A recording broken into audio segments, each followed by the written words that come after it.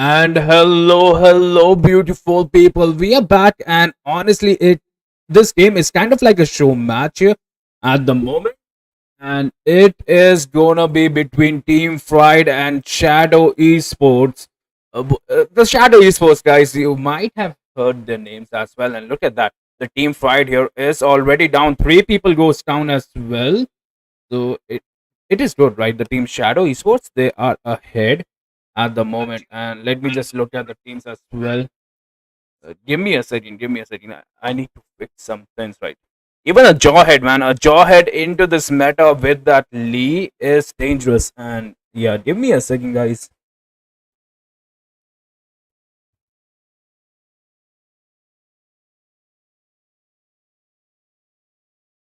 Let me just check.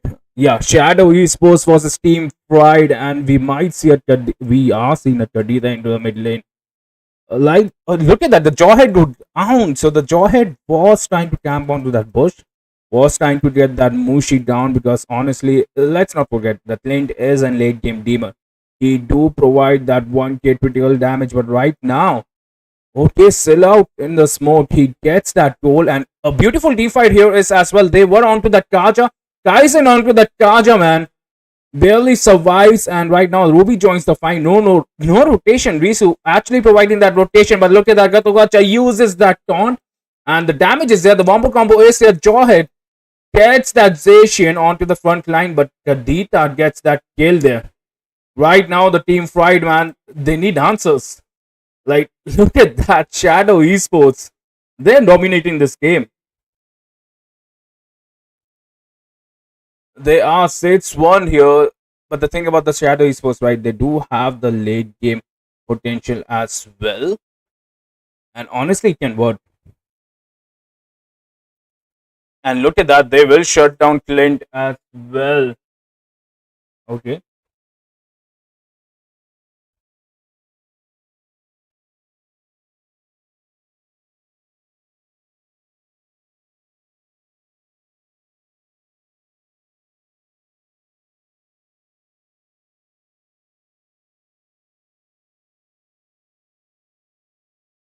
The turtle has spawned as well. But look at that. YSS gets that kill onto that Kaizen here. This is going to be a best of three series. Can we bet? Absolutely. You guys can bet. But right now, the team fright. They need stuff. They need, they need a counter here at the moment. But look at that Kadita. Life onto that Kadita. Will he provide that damage? But no. No damage. Like, he uses that ult to run away. But look at that. Look at that jawhead, man. He gets that kill, but right now he might go down because about the last insanity has been popped. Banks goes down here. Team Fright emoting at the moment. So yeah, they do have the damage, but look at that. The steal is there as well, but no, it goes towards, but no. It's a shutdown. The joy can go down as well. The AOG misses completely. The bot does have that last insanity. Will he use that? Sadly, he doesn't. Sadly, he doesn't. And look at that. The Ruby gets a three-man ult. Zacian trying to come. The Zacian might be AFK as well, but the last insanity gets pop up. The team fried, man. They were down by 1-5-1-6, but the score is 10-6 at the moment. The Traja is working. They do have a late game synergy. Their damage is there. And let's not forget the Ruby, man. No rotation ratio onto that. Ruby gets that three-man hood. Gets that initiation with a perfect rotation, but that Kadita is all over the map. The Kaizen gets that kill. It's the Shadow Esports Ben. Okay. Ben here. The thing is, the Kadita might provide the vision as well, right? She is providing a vision into a bush. The thing is, right, the Shadow Esports, they have the map presence. And look at that. They will punish this Ruby right now. Like, you cannot roam like this, especially when there's a Kadita and a Jawhead, man. Every bush is gonna be, it kind of be like your last bush as well. That's the thing, right? And they are on to that fried chicken. They need those front laners. And the late game is kind of spawn. And look at that, YSS will get the info because he is trying to push the top lane. He should be able to push the top lane, but at the same time, look at that. No, man. The is taking the turtle. It is already getting killed. So yeah, that's good. Turtle Slayer X3.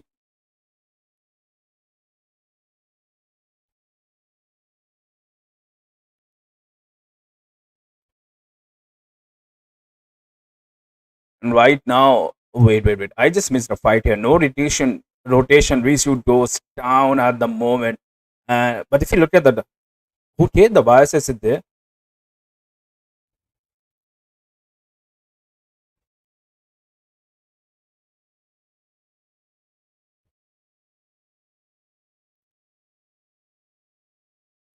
Another beautiful team fight. The CC is there, but where are the damage dealers? The Clint was way too behind.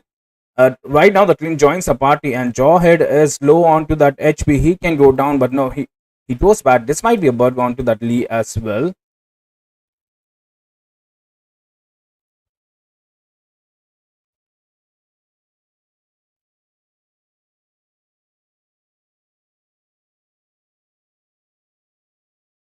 Look at that YSS man. He is already on to that, level 12.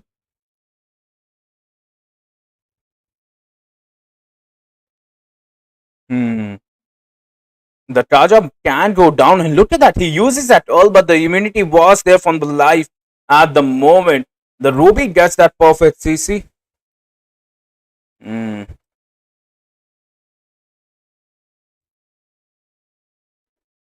Even the YSS man, he is clearing up the lanes. He is rotating fast, so the lane pressure is there at the moment.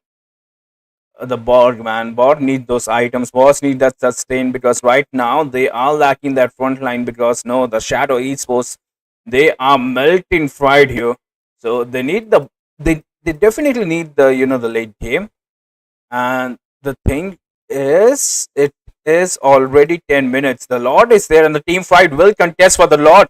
The Jawhead is way behind onto the enemy backline. I think, yeah, look at that. The Kaja realize this. They know that the Jaw is there, but on the front line, the Ruby can go down. The Flicker has it pop as well.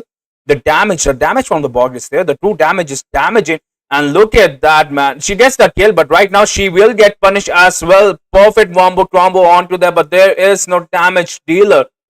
No rotation. We should go down. AOG onto the back line, onto the two damage dealer. The Clint is trying to run away, but it might be the Gatugacha can go down. But look at that. Katita onto the back line gets that Zacian here. So yeah, right now the situation is looking dire here for the team fight. Like 3-for-1 trade at the moment, and Shadow Esports will get the slot as well. Hmm, might be dangerous here, especially when the Lord is marching down and you're already, you know, down by 3k gold, 4k gold. Mm.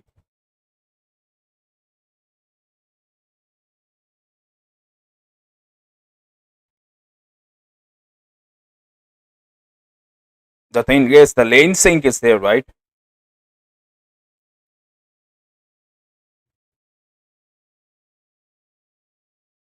The lane syncing is there as well. Like even the yeah, I think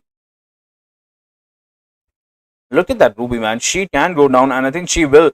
The YSS pops that beautiful Earl, but no, the Ruby runs away with that perfect second skill CC. But look at that. The AOG onto the back line caught the Ruby, and the damage is there. Zacian perfect stun was there. The turret will be their best friend here. Ben 14 goes down, and at the same time they will be able to defend the Lords. A team fight, a beautiful defense, and right now the jaw can go down. The red tree is there. The last insanity has been popped, but a beautiful flicker here from the Lee saves himself. At the same time, no rotation. Risu, okay, goes down. So yeah, the CC is the main, bread or butter here for the team fight. And look at that Jawhead again going in, but he gets punished. He gets punished brutally here. And right now, the Shadow Esports, they cannot afford to do these mistakes, I think. Like they are somewhere overextending, and it's not only overextending, right? Right now, the team fight, they are having those moments, right? They are punishing them for the mistakes. They are telling them like we are experienced, we'll punish them. And Kaja man, escapes barely. Kadita pops that all the chip damage is there from the Mushi as well. Hmm, I don't know. Team Fight does have that potential onto a late game. That's what I feel like. That's what I believe, right?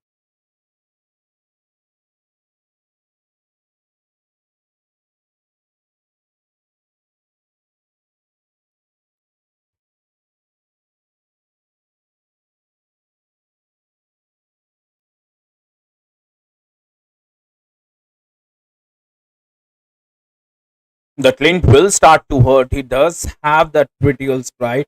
The dominance is there as well. But if you look at the board, right? The bot did get that sustained item. The last insanity will get pop here. And look at that. Gatugacha onto the bottom line. Rotations goes down. Gatugacha trying to survive, but no, he goes down as well. But look at that Beatrice, man. The damage double kill onto that Beatrice.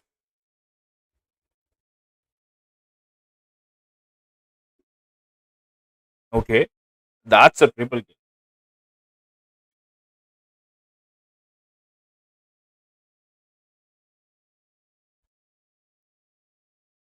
Shadow Esports, they are inside the turret here. They are onto that Zation. They want to end the game. Will they end the game? That's the thing. They might end the game as well, I think.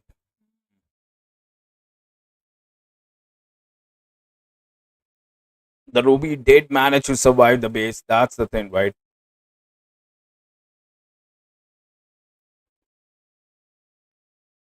But right now, the Lord is there. The team fight. I don't think so. They can contest for this Lord, especially when they're behind 5K gold.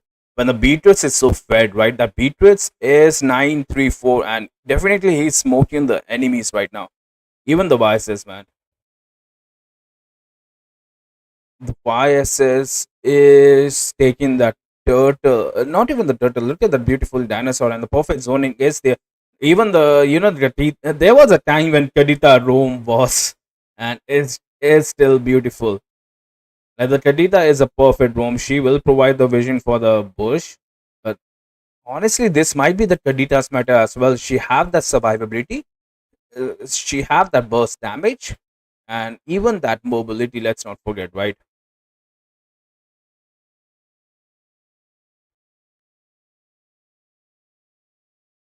The Jawhead, man, a perfect position here for the Jawhead, but they realize that they need to be out there. The conceal is there, and the Jawhead. Look at the Jawhead speed. The flicker ult onto that bot. The bot will pop his all. The Sky Piercer will connect, but at now the Lord is not looking healthy. But they're onto that bot. The bot uses that immortality. No rotation is there. She will provide the CC. A beautiful flicker ult at the moment, but where are the damage dealer? The damage dealers are here. Two people down. But right now, Shadow Esports will push for the turret here. The next batch of minions are there, but where are the damage dealers? They're down. And look at that, the team Fried did manage to they did manage to defend the base, but at what cost? Like all of the turrets are down, but honestly, they should. The thing is, the synergy is working right. They should give them a hint that they need the late game, but without the turrets, it is gonna be way too it is gonna be way too risky for them. Ben 14 gets caught into a bush, and right now the team fight are trying for a reverse sweep. They are not in at the turret, but right now the damage should be there. Directly should be there. Will they let this fall? But no. The next batch of minions are here as well. Rawhead soaking up that damage, but the team fight, man, they should just back down, I think. Will they go back down? That's the thing, right? They will. And guys, just like the stream as well. Another beautiful giveaway at 125 likes. That's the thing, right? Every day is a giveaway day at Rival Esports.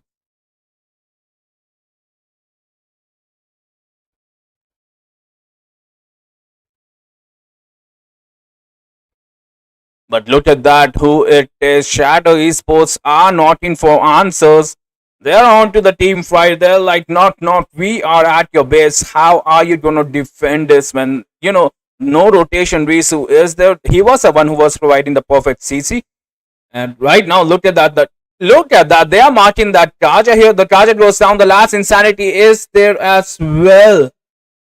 But no, the clean damage is not the Gatugacha is sustaining the beat rates, destroying the minions, man. The minions are getting deleted. But look at that from the top lane and onto the bot lane. The minions are here. Will Team Shadow Esports push through it? That's the thing. But no, they realize the Lord is here. We will take the Lord. We will have that super dinosaur with us. And with that, we will go towards the end. That's the thing.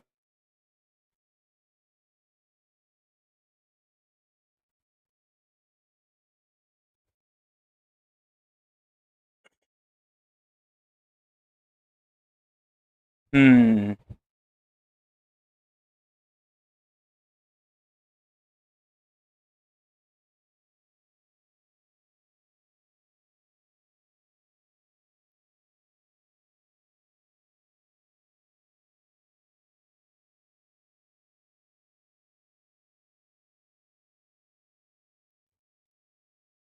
There is no turrets, but the lane, man, it's always the second lane. Like the mid lane hasn't been touched. So yeah, the lane sinking is perfect as well, and they are onto that jaw head, but zero damage. The CC was there. They needed a strong damage. That's as I feel like Jason honestly doesn't work into the late calm. The vision is there, the conceal is there as well. Will they go for that? And the bot will be the one tanking, but Jawhead, look at that Gant. They are onto that lane. They realize that they need to get that lane, but the lane gets choked down. Kaja pops that ult as well. And I think the Shadow Esports will win this match because let's be honest, the Lord is there. And yeah, the first match goes towards Team Shadow Esports, one of the best upcoming teams here at the moment. And yeah, with that, we will be taking a short break. The next match will be there as well. Just give us a minute. I think not even a minute. Give me a second. We will be back into a lobby as well. So it works.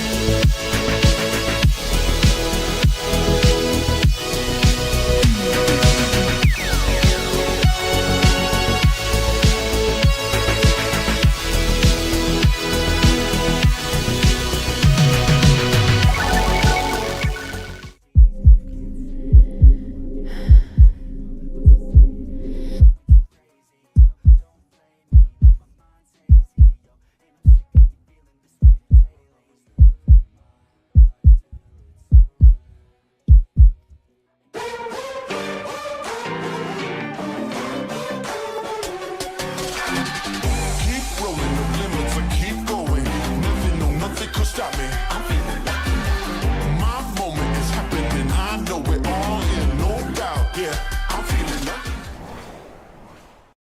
Okay, we are in the lobby as well. We'll wait for the players to get ready. We will be going straight to the drafting phase as well. Let me just look into this matter. Give me a second. Give me a second. Uh,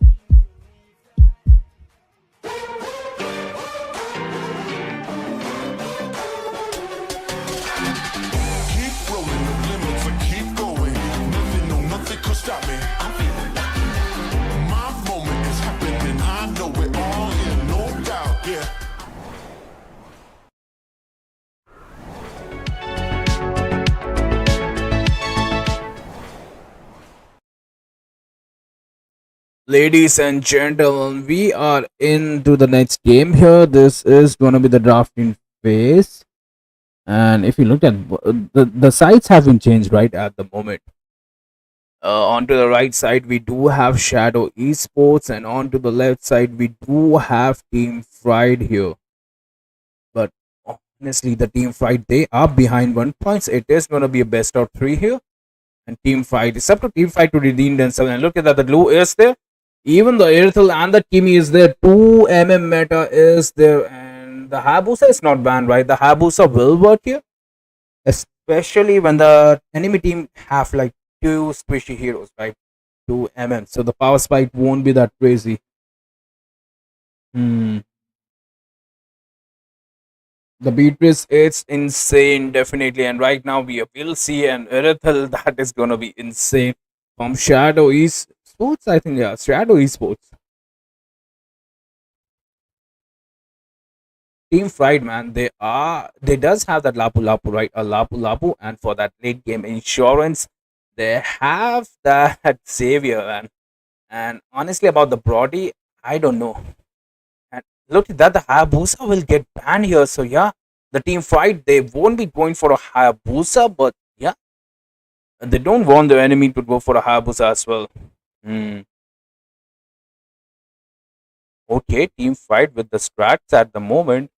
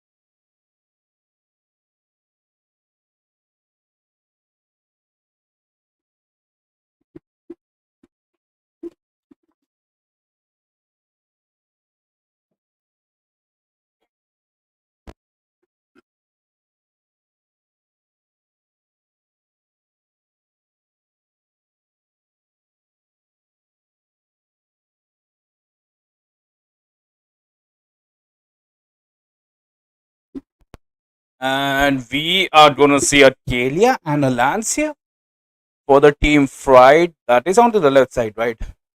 But right now we have to see Shadow Esports. They are going for the biases again. Hmm.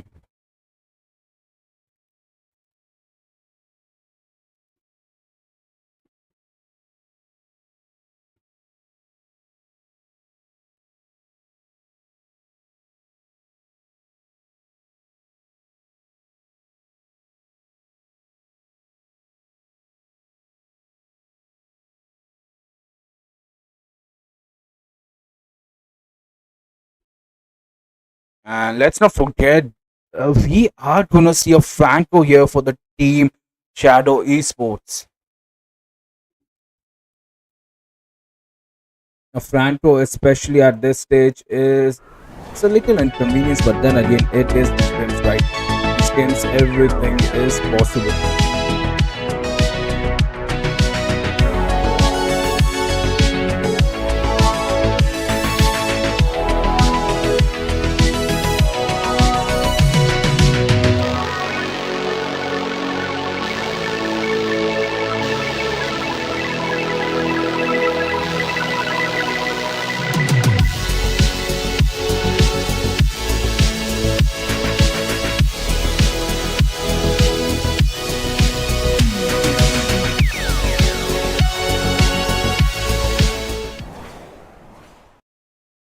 And we are here into the land of dawn here. Team Fright, they are behind that by that 1 point. But at the moment, the draft is kind of looking strong, especially with that Xavier, like the late game. But look at that Lee, man. He knows the Xavier will be there. The hurt kind of misses to the Fried Garlic. But at the same time, the Kimmy will zone him out, and the Fried Chicken here won't be able to get to that level 2 because he misses. He's gonna miss that one of his minions, so his level 2 is gonna be weak, and Franco is already there onto that blue buff, but no, they changes their focus on to that Brody. Mushi here can go down, especially when he doesn't know about the can, but he will focus on to his creeps here, and the hook misses yet again. But at the same time, the lance is not onto his blue, right? So this just tells him that yeah, the fried garlic will go for that lethal. This might be a perfect, a perfect chance here, and the Franco will try. I think the Franco should try to, hook that blue buff.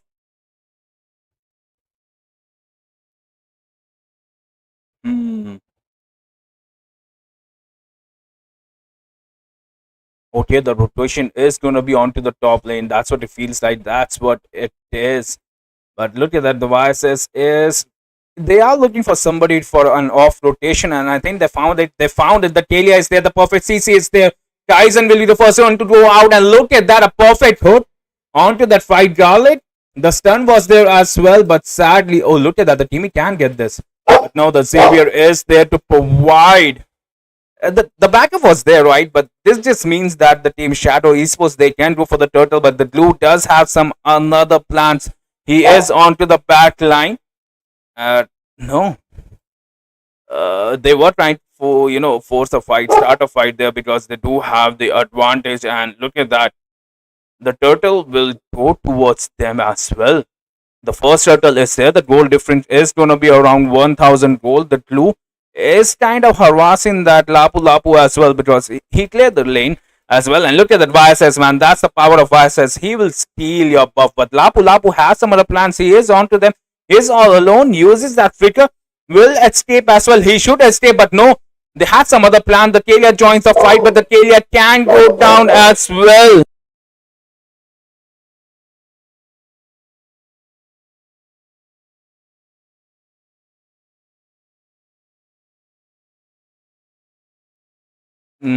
Look at that, man. The team Shadow Esports, they are way too aggro here. They are way too aggro at the moment. Like the Franco is working, the Franco is providing that CC. The Franco does have her ult as well. Okay.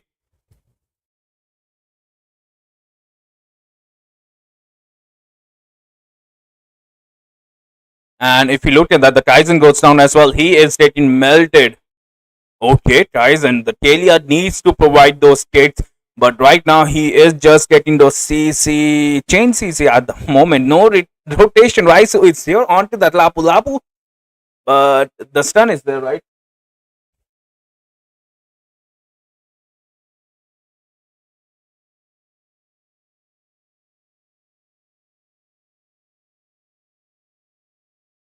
The stun should be there, but at the same time, the Kalia will get harassed as well. This time it is gonna be the glue.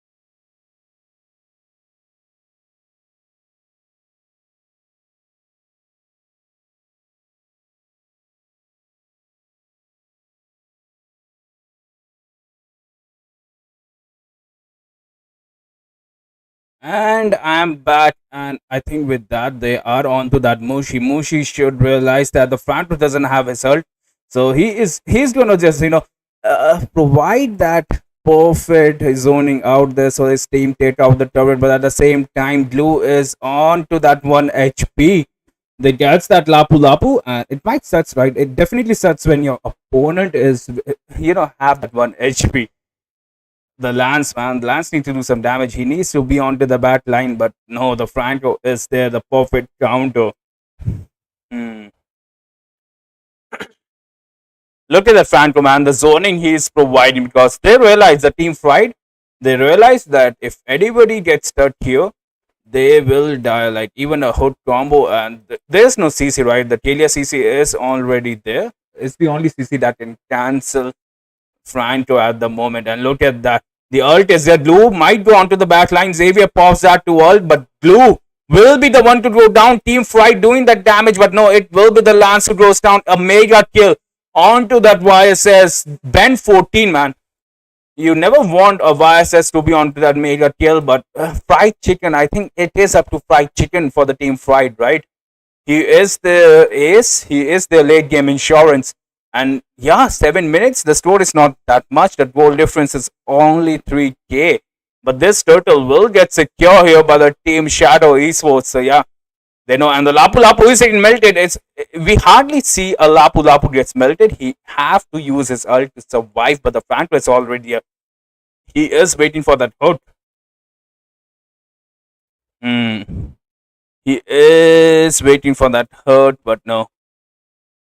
Will they go for it? No, but they are going for the turret as well. That's a second tier turret as well. And the Blue will take the bottom lane turret. At this moment, I don't think so. They can contest for this Blue, not without the tower. And the tower goes down. It's going to be a 2v1 at the bottom. But I don't think so. They have the anti-heal with them. They should realize that they don't have an anti-heal and it is a Blue. So they cannot shut him down. But look at that. The YSS goes down as well. A perfect wombo combo. Tyson here, he might have ulti, and look at that Fried Garlic with the fast and the Xavier damage is there as well. So yeah, Shadow Esports can go down, Kimi, both them, and providing that damage here, but Blue is onto that black backline. Kalia survives onto the 1 HP, but no, the Xavier goes down, even the Lance escapes, but look at that Lance, man. His target is that Irithel. Irithel, if he uses that skill too, he will get a free kill here, but no, the Lance escapes, the Lance survives. Hmm.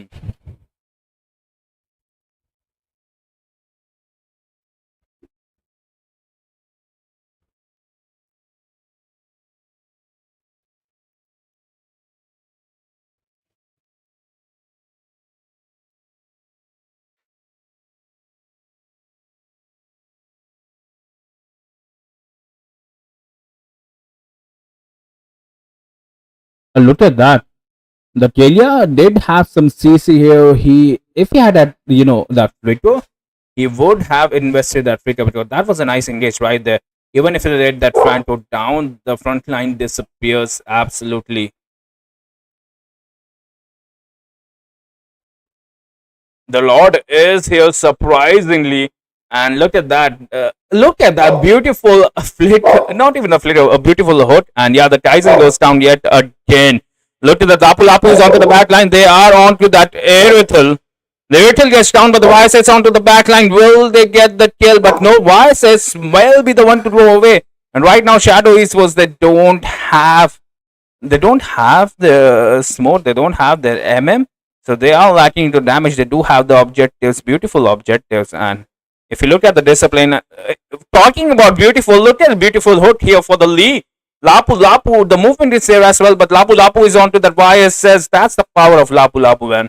He got hurt. He was fighting 1v3, yet he survives because he knows he have that immunity. And if you look at, let me just remind my viewers that not a single tower has go down here for the team Shadow Esports. So they are onto them, and look at that. A perfect stun, perfect damage as well. Kelly onto the back line, gets that. Really gets the kill onto the YSS, but no, the YSS escaped. The heal from the Kalia is there, but the backline is open. Not even the open, the light. ASAP light here returns back, and right now the Airtel hasn't joined the fight, right? He is playing the mid lane, but look at that. The Xavier damage is there as well. The Lance onto the back line. Will he get the kill? But no, the glue is onto them. The Franco goes down. Even the Lance goes down. But ISS joins the party. Franco onto that 1 HP. He survives. But no, Xavier is like, not today. Erithel way too deep here. And Lapu Lapu still survive. But look at that Xavier damage. The fried chicken is the last hope for Team Fried here. But look at that. ISS inside the turret. No, bro. That was a disrespect right there. Body trying to do some damage, but yet not again. And the Team Shadow Esports will go for that Lord at this moment.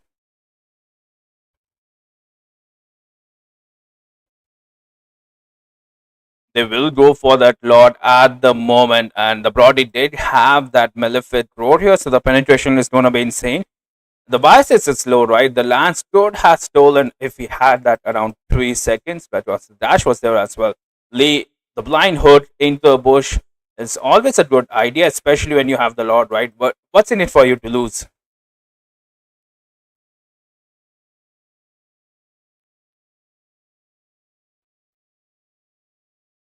And look at that, the Franco ult is the Lance gets that kill onto the back line. 2 people down for Shadow Esports. Lapu Lapu onto the back line here. Lance even, even the Lance. Yeesh. Even the Lance, man, he gets to the back line, gets that kill. Shadow Esports, they had the Lord. They might lose here because look at that Lance damage. The YSS goes down. The glue onto that Lapu Lapu. But right now, there is no front lever. And the Lord is knocking down. The mid lane shield is there. Ethel dodges that Lance second skill.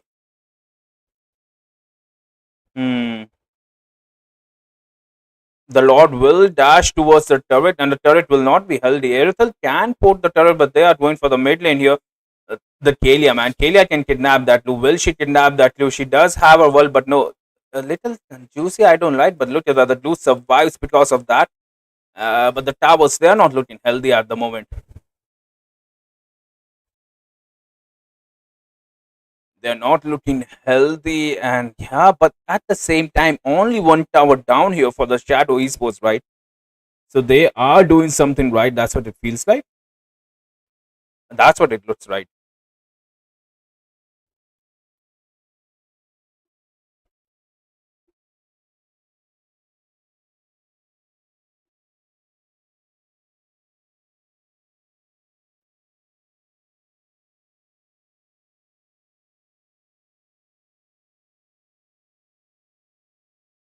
Yeesh, look at the damage, and they are onto that glue.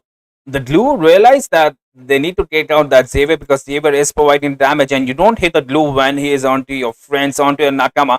And even the Timmy joins the fight. The Lapu Lapu is there, but despite all that, the Xavier still survive. Erthal onto the back line, and the team fight. They are not looking healthy. Their towers are not looking healthy, and a large mid lane is coming. This might be a fight that the team Shadow Esports will take because if you look at the moment, right, they are looking for the fight, and look at that Kalia, man, gets that perfect vision. The Franco will try to hook, will try to get that Lance because right now the Lance is hurting. And the Y says, bro, the bottom lane is not there. The bottom lane turret can fall. 2 more hits by the turret minion. It should fall, and 1 HP, and I think it will fall here. The Xavier could have saved that turret because right now, if the team Shadow Esports, they get the turtle, right, they will have the super minions, and super minions, man, they do have double the HP, they do have double the defense, and without missing a heartbeat here, Team Shadow Esports will go for the turtle, and it is going to be an easy turtle. We hardly see 3 mm. The front laners are only, but look at that. हवा में पकड़ा गया यहाँ पे. Kaizen goes down, man. That was a beautiful hook, and we have seen a beautiful hook throughout the game. Throughout the game, that's the thing, right? Another hook, man. Another hook, and if the Lapu Lapu goes, there won't be any front laner, and the Kaizen gets that antique a little late. But look at that Xavier damage. Holy shit. Erthal goes down, so this might be good for them because 1 MM down is always welcome, and the Xavier is still there. They just need to focus on to the minions here. Look at that, a beautiful flicker her all to that Xavier. The Xavier is inside the turret, the glue goes down, but the Lord is here. The team Fright might be able to defend this, especially when they have a Lapu Lapu onto the back line. He is onto that Kimi. Lance onto that Franco, right? It looks like a perfect vendetta. But the Lord will be hitting the base, so the base is not looking good, and it just It just reminds me of the game number 1, right? When the team fight lost all their turrets. It is the same situation, but we are seeing some mistake here from the Shadow Esports, and we have to give it for the team fight, right? They are capitalizing onto that mistakes rapidly. They are learning, but honestly, something is missing. I don't know what it is that is missing, because team fight, the damage is there, right? And look at that. The Lance can get the Lapu Lapu onto the back line. The stun misses. The Kalia joins them as well. They can get the Franco. But the flicker ult is there. The Kimi goes down. But right now, they don't have any kit. Erithal onto the back line. The glue goes down. The body damage is insane. But let's not forget the Erithal. The lady, the lady on with the lioness, man, gets the kill. The Lance, he needs to defend the base. And it's way too hard. It's way too hard, man. It's way too hard. You don't defend the base with the lance, not even Zin Zin Zin. When there's a Franco with the ult. The ult is there. That's like I was saying, the immortality will get popped, but no. And the team fight does lose. Like, that's the thing, right? The team fight will lose 2-0, and I think that's it. It was a stream of best of 3. Team fight loses the game 2.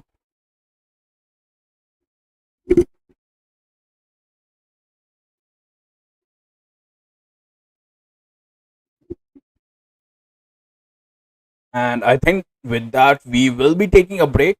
We will be right back around 7 with the Moba Rising Star matches.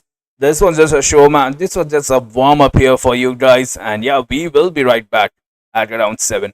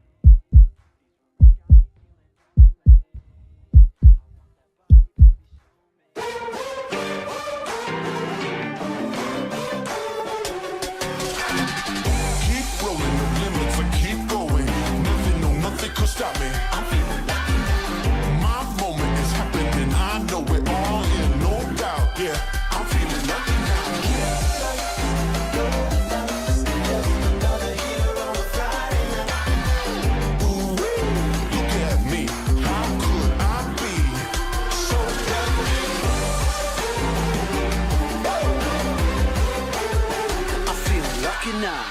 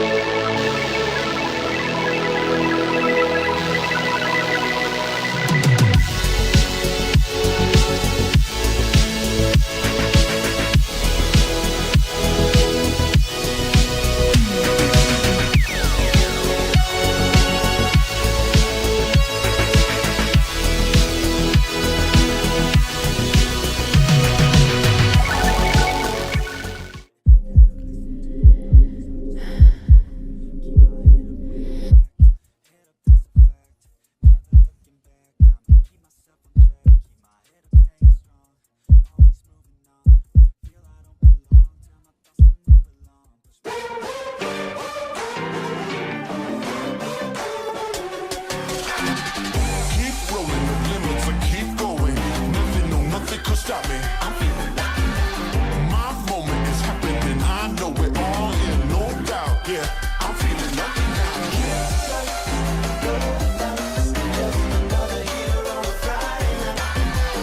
Ooh, look at me, how could I be so lucky? I feel lucky now.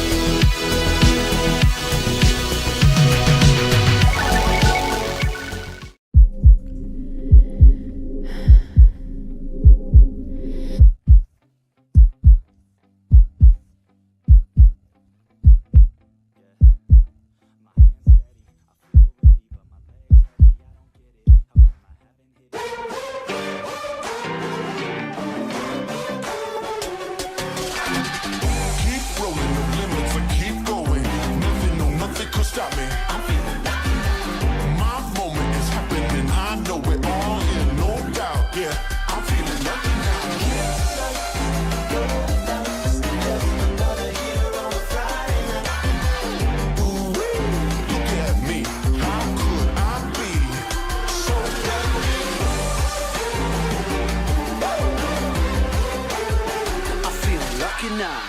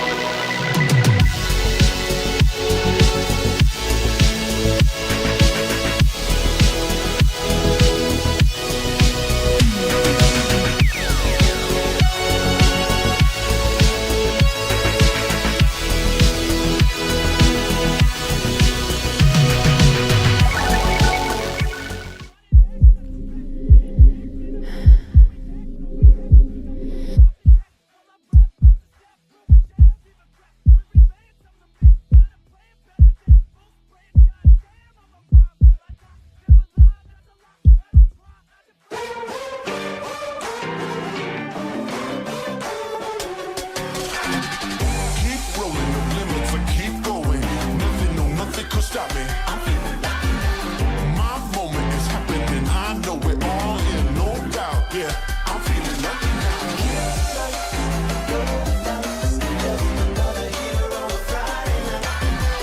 Ooh, look at me, how could I be so happy? I feel lucky now.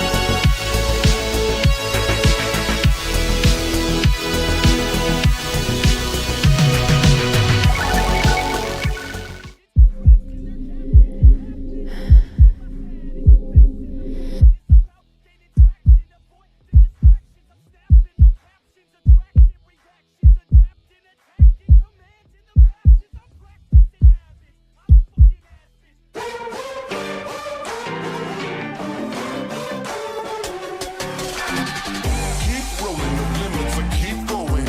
Nothing, no, nothing could stop me. I'm feeling lucky now. My moment is happening, I know it all in, no doubt. Yeah, I'm feeling lucky now.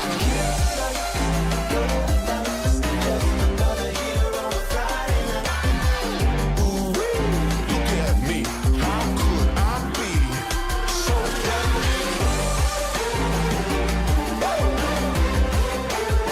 I feel lucky now.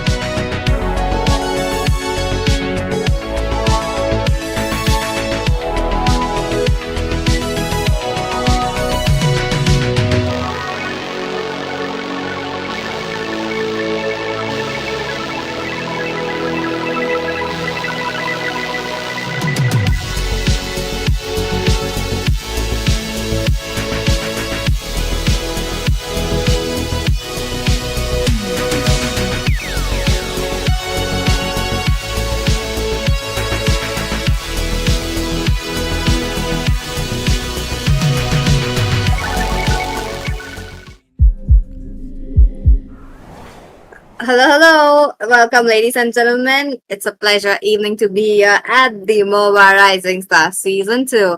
Back again with the round number 3. This is going to be the best of fun series. I am curious to know though, because round 3 is just came in so quickly and it's gonna go in a banger. So, with that, let me introduce myself. I'm PT, your caster, and I'm joined by Ray today. Hello, Ray. How are you doing? Not enough glazing, I would say, honestly. Damn, my but bad. yeah, glad to be here. Of course, casting for Rayuga Esports, a team that we've been already a bit team with that I've been casting for, and right now they're also hosting their own tournament. That's pretty nice. And today we're gonna be seeing already round three, so pretty interesting. Let's see how these obviously unknown teams for me do against each other. Quasar Titans versus Komachi, right? And I really love the name of the slot 4 in the side of Komachi. That is a really nice one. Sarte D. Nice. Yeah.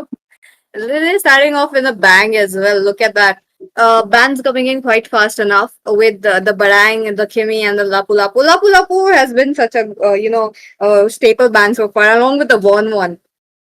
In the last few rounds, I've been noticing that the Von One ban has been quite a high rate with the best of ones, how it's been going around. So maybe or maybe not, we might be looking that. But yeah, one of your waifus got banned. How do you feel about that, Ray? Well, if they get picked, I'm happy. That means they're meta. But if they get banned, I'm even more happy. Right now, nobody can use them, right? Them play the but Oh, she's in your I will room. be the Oh, I champion know yeah, the that. world desperately yeah, needs. you're really clever. But overall, yeah, decent bans from either way. You know, Yuzhong is such a weird pick, honestly. Like a lot of pro teams, they have a way to obviously counter him out, just bait out his ultimate.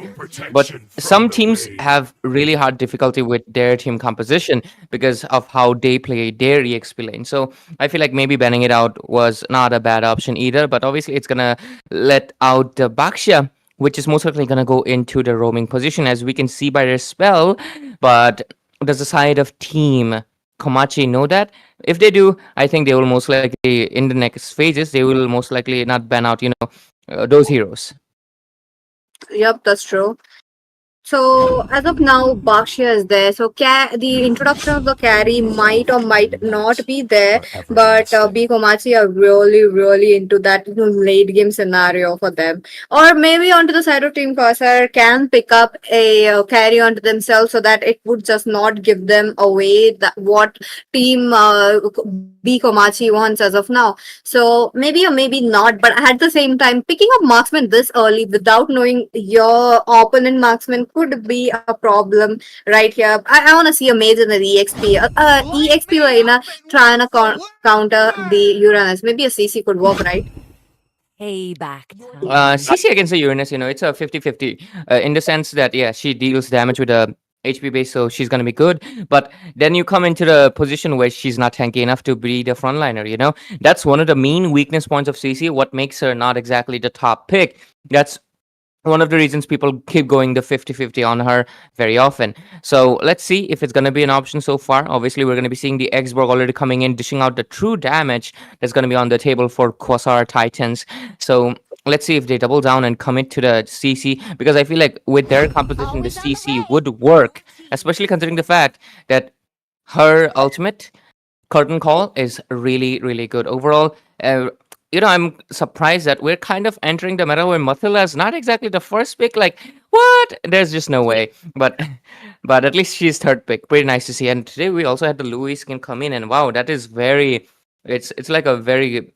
It's only 400 diamonds, and yet the quality is massively. I'd say close to 1,000 diamond one. It's really good. So I was actually expecting to see a Louis. I just remembered, but yeah, obviously just for the skin, I guess going for it, it's not the best thing. After all, it's a best of one. So we're just gonna be seeing the classic mages, the peacock lady versus the vampire boy without his girlfriend. Gonna be coming into the land of dawn, and obviously both of them don't have the marksman. The side of team Komachi decides they're gonna ban out, which is a bad thing. You're gonna choke yourselves out too. Let's see if Kosar Titans think the same. Could be a thing. Look, now that we are back again onto the bans, I think Carrie should be there onto the side of Team Forza Titans, but they are opting for a little bit of an assassins. Understandable why they wanna go for that same, but we do mention a lot about how Baksha is the kind of an anti-heal without the Dom eyes. It just feels like picking up a Matilda. They are really confident about that. I really like they know how to capitalize it. They just don't mind what kind of a obstacle can come in the head, especially big Komachi. Look at them, picking out range heroes. I would love to see a Farsa on their side though, given the fact that the range would have really helped them a lot, along with the extra mobility could have worked very well. But as of now, both the sides will be needing a marksman. Both the sides will be needing of a jungler. One side is a jungler position, so jungler, yep, assassin might be there, but against a Xbox, crazy idea. I want to see a Fredrin. Why wouldn't you? All ladies want to see the Fredrin. We need Yeah. more. We need more shirtless men. Oh, not for that reason. Oh my god. Nah, generally, like, if fan service should exist on both ways, right? If we're gonna get such great, designs for women, we Yeah. need more great designs for men as well. To be fair, they have been designing really great men, but I also want just a pure robot. Like Jawhead, I know he's a robot, but he's 50-50, because You should. his You, character is protecting the girl. Alpha is exactly Kara, correct about that. I've been who? waiting Kara, Who? Kara. too long. HSR. Oh yeah, yeah, yeah. Yeah, we need more robots. But Yes. obviously, we're gonna be seeing the carry. I am not liking that for two reasons. Just like I always say it, I don't like the carry unless carry is such a weird marksman. Anytime she's giga buffed, sorry, she's buffed, she's like giga into the meta, just destroys everything, and then she gets permanent ban, then she gets nerfed to the ground. And this is at the stage. She's on the nerf to the ground stage, and she Right. is decent. She is decent, but less range really needs to scale up. And by the time you're scaling up, the Sicilian is gonna like slap you out of the existence. So it's just not the best option. I feel like you could have gone for something else entirely, but that's what happens when you eliminate out your marksmen. So I feel like Claude could have been a little bit better, honestly. Just put the Demon Hunter sword in the bag and you're all right. And look at that. Beatrix is coming in, who's actually much stronger into the laning phase. That basically means this carry is going to be having a lot of difficulties laning around. That's not something you want. Go lane and mid lane are two lanes where you do not want to lose it at all. You want to make sure you have the control. Even if your XP lane loses, at least he can come to the team fight, right? But if your mid lane loses, if they come to the team fight, they're gone. But both of the drafts are final. Let's see what's gonna happen into the game. And we're gonna be seeing the loading screen after quite a while. I Yep. act like I don't see it every day or something. But yeah. And there is a thing called betting. Like, yes, this in brackets, okay, we don't promote gambling. In brackets, okay. So, Dang. yep, since we are on the loading screen, you guys can make your bets, blue side or the red side. Do let me know. I would love to see which team you guys are supporting as well. Looking at the draft, and soon as we go, let's see what will happen. Both the drafts really looking good. One side, they are just so much ready with the counters and all. And let's go. Yep. Into the land of Dawn we go. Quasar Titans on the blue side, and on the red side we have Komachi. Like it sounds like kimochi. Oh, yeah. And Ray, I think you should see a surprise on the stream. See a surprise? Yeah, I mean, the surprise that Sunny was talking about is on the caster's desk. Like during the loading screen, we had our names Oh, up, okay, okay. right? I'll check out the stream. I'm obviously looking at the game for now. Let me check it out pretty soon. You- I should be seeing the surprise pretty soon then. If it's a good one, yeah, thank you. If it's a something else, yeah, you're gone, buddy. But yeah, talking about gone, it is Uranus who just got taken down. First blood. And quickly. going good for Quasar Titans. I mean, that is a Uranus. Not He's 50-50 in the early game. Yeah. But I think they really, Quasar Titans really went in too aggressively, right on spot. That too in the bottom lane. Wasn't expecting it, but look at them. I like the positioning of Khalid coming in, but oh, wait a minute. Looks like Farsa will have to fly away. And Jax also looking quite low, though. He has to retreat, but will he be able to come back at the right moment, given the fact that Mage Astric is too keen on taking those little bit of pops coming in? Oh, Fredrin did win the creep, which is a good thing. It's a good sign. He might be getting level 4 soon enough, but no, both of the teams retreat as of now. Buddy, what the hell is this on the casting desk? My Jesus Christ. Oh my god. I just saw that. Thank you, I guess. But okay. Oh, that good flicker. That is a good reflex coming in from the carry. Was it? Yeah, the carry. You don't carry on the skin. Because of how different her body looks, like with the coloring and everything. I forget. But overall, oh, already an engage coming in from the Xbox. Kind of unnecessary. I feel like a resource wasted. He doesn't have the Firak armor. That basically means, what is he gonna do for the turtle? Okay, turtles. I mean, listen, Fredrin has been winning up those creeps very quickly. But Sicilian though moves out of the way back to the base. Now he been like into that area very deep inside. So yeah, that was kind of coming in for him. But at the same time, Turtle, yeah, we are losing insanity right on point. But Beatrix though, quite aggressively, looks like Narcissus would be the first one to fall down, along with the Quasar looking quite low. All the members of the Quasar Titans are low as well. They cannot play on a re-engage as of now. Absolutely. Score sits at 3-1.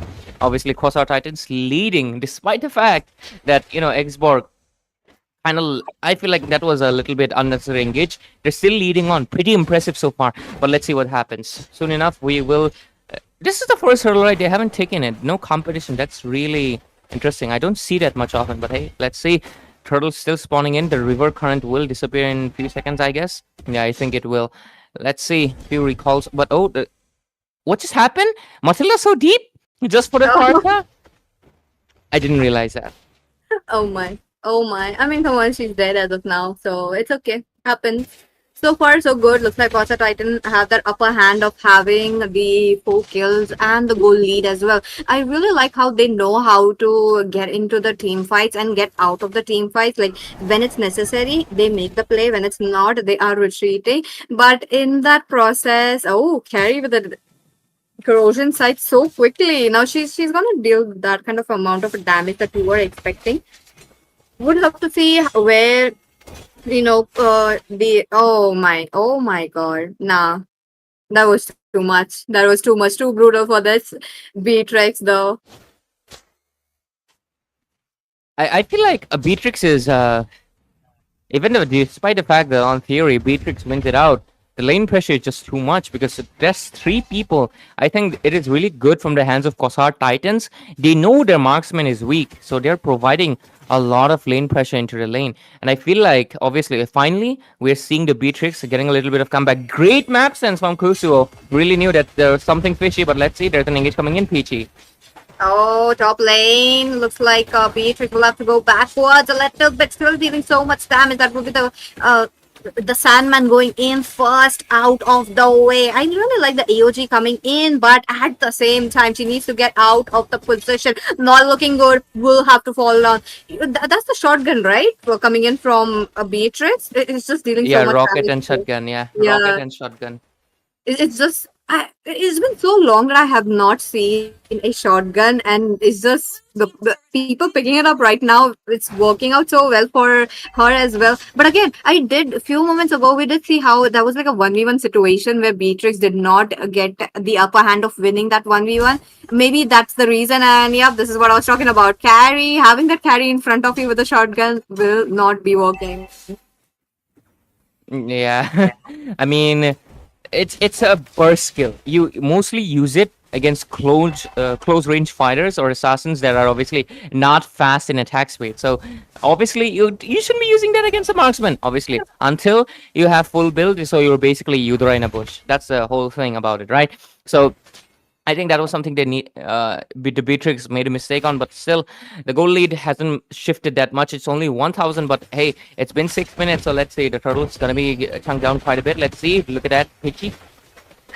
Turtle, look at that. Let's see. Fnatic will be the first one to pick it up, but in that process, he will be going down. Carry dealing that much of a damage is still too much to take in. On to the other hand, Beatrix, though, will have to make sure that she is safe. A little bit of a re-engage potential I really don't see coming in from Kwasa Titans, but I don't want to see them pushing for turrets. I do want to see them pushing for those neutral objectives.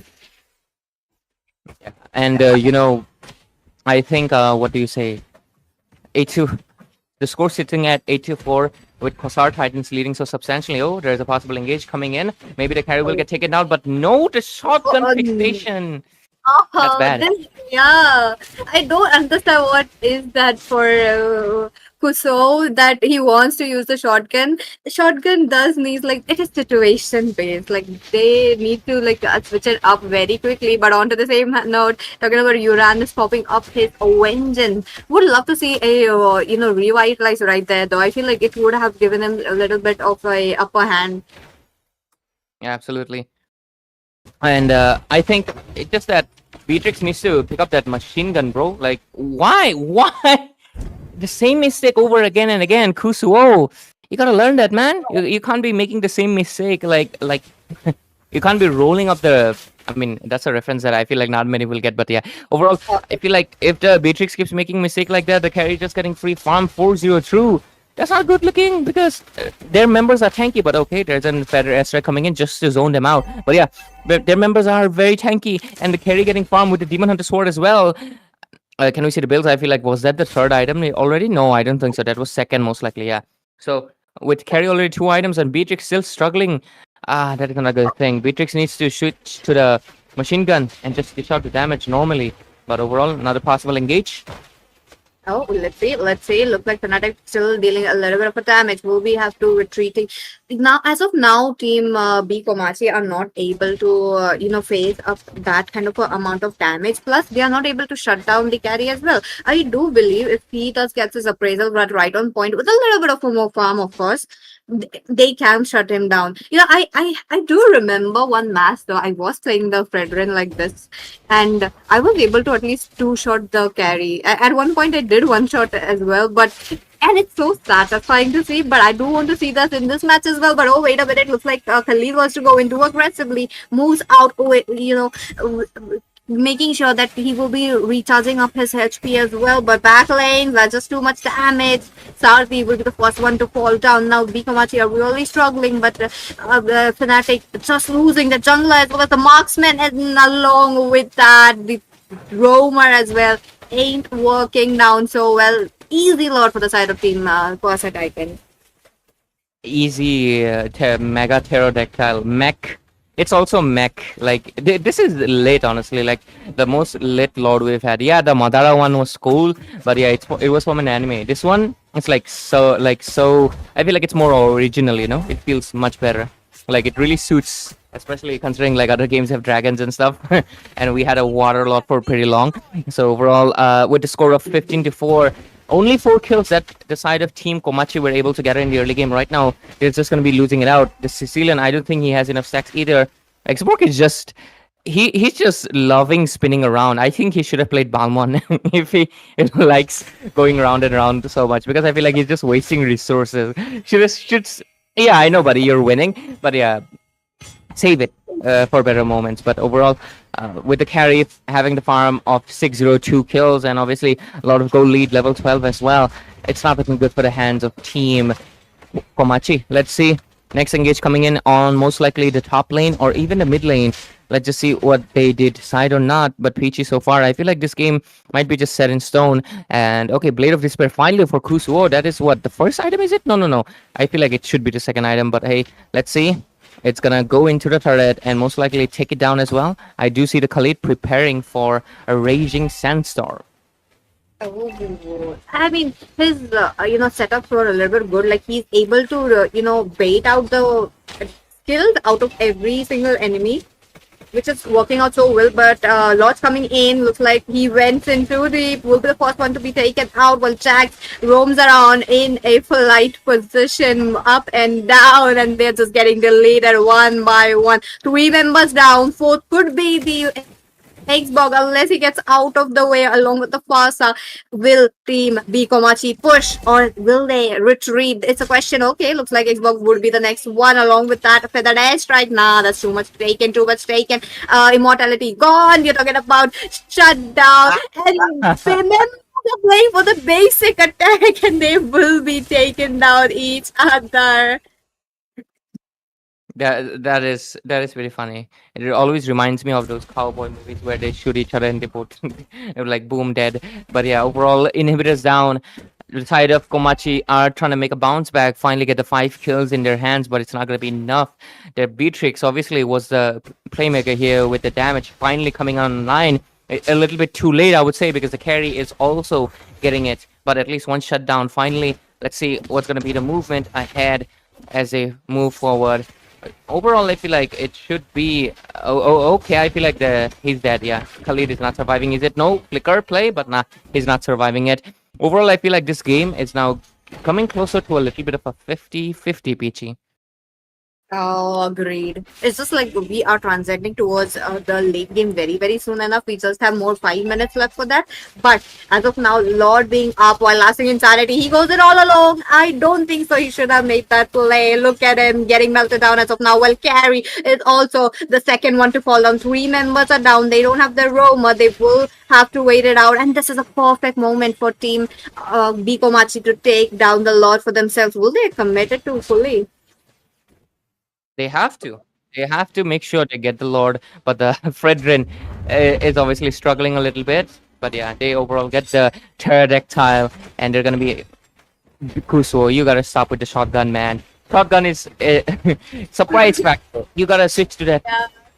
You gotta get the machine gun, buddy. Like with the machine gun, he was able to win 1v3. Why is he so fixated on it?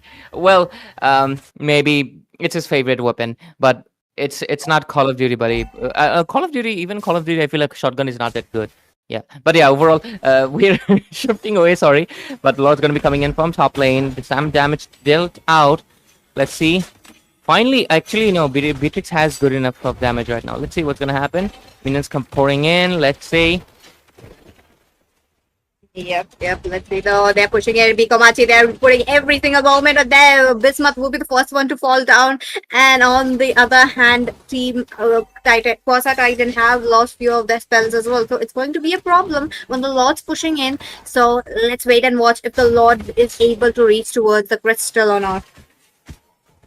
I think not exactly the crystal, but yeah, they're not gonna be able to do so. Beatrix is the only one there, and I don't really understand it because they could have went for a possible Tiger? engage. Yeah. I think yeah, Fredrin went back. It shouldn't be Fredrin. It should have been Uranus. He's the Farlane manager. That is a little bit weird. But Feather SI comes in, but a lot of damage. Wait a minute. Pull up the itemization once again. I did see a Sky Piercer on the hands of Xborg. Not an optimized item for him though. I'm not like, I don't like that on him. It's just a personal opinion of mine. Could done very bad. Oh my god, this Sandwich was really looking so good that almost melted down the Fasa. Bismuth would be the Finally. next one. And Beatrix is just going ham on that shotgun once again. Muzi Finally. is taunted. Fasa is taunted, but Carrie is all alone. Look at them. Triple kill for this Beatrix. I mean, that's how you use the like I basically mentioned, right? You use it against fighters who are in your face. That's when the shotgun deals out the most damage. And finally, he was able to utilize it. And it looks like, despite the odds and everything, with their base lost, and obviously the recall is going to come in, the side of Bikomachi, they get the game for themselves. Pretty hefty, pretty great. I honestly feel like if I told it right. Carrie is just not good. She just loses a lot. Beatrix just wins the lane. It's just that Beatrix in the early game was on a different frequency, not able to come up. What is that build, Narsus? Are you the roamer or wait? They put Khalid in the roaming. Oh my god. Yeah, They put. they did. I did not realize it until now. That was such a bad thing to do. Why is there concentrated energy on the Baksha? Because our Titans, you gotta level up your build games. But yeah, overall, execution wise, they did decent. Team fight participation is also pretty low. Love the mouse pad, buddy. But yeah, overall, I feel like they could have done, buddy. Done better. But yeah, good luck to them. I do Yep. hope they focus on the builds because I feel like some of them are pretty weird. The Farsa doesn't have the lightning truncheon either. I know that this is not a bad build, but lightning truncheon would have helped burst out the Kusuo much earlier because Beatrix has zero magic defense, easily burstable, but they were not able to execute it. Bills were a little bit left and right. The carry is going full damage with no rose gold, no wind of nature. I feel like if she had it, she would have had the upper hand. Despite having so much gold upper hand, did not go the build that has the upper hand. You know, that's the thing about obviously as a team, it's just not about rotations. It's not just about you have to stick to the basics, and they kind of missed out on a few things. But yeah, wishing them the best and Bikomachi. Congrats to moving to the next rounds. Yep. And I know I'm just stressing about a little bit. I would. Okay, we will do it later on. Let's take a short break for now. Bye bye.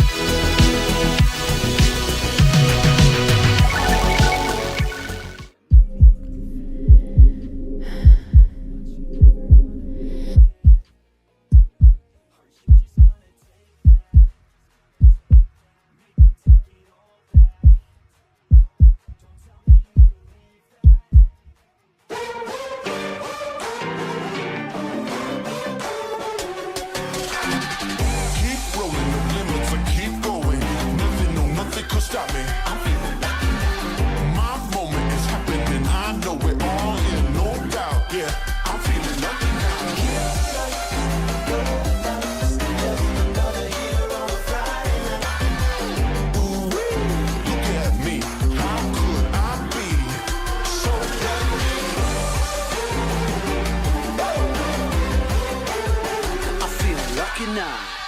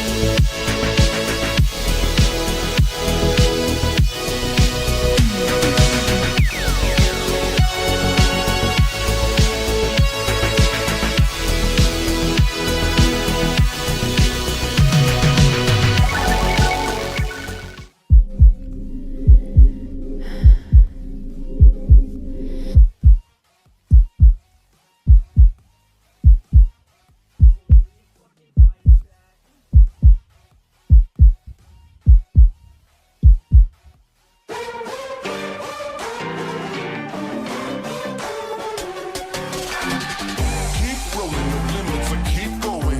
Nothing, no, nothing could stop me. I'm feeling lucky now. My moment is happening. I know it all in, no doubt. Yeah, I'm feeling lucky now.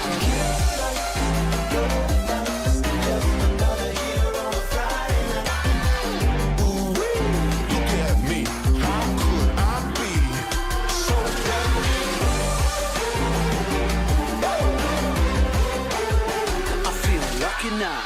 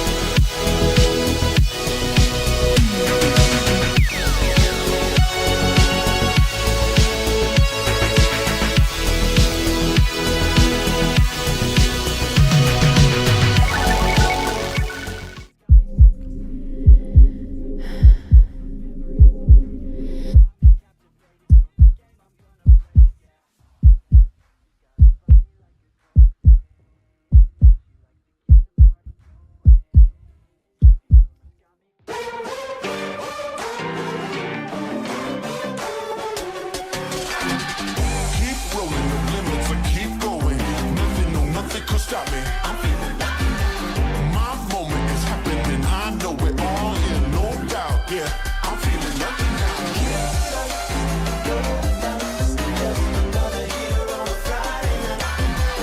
Ooh-wee, look at me. How could I be so happy? I feel lucky now.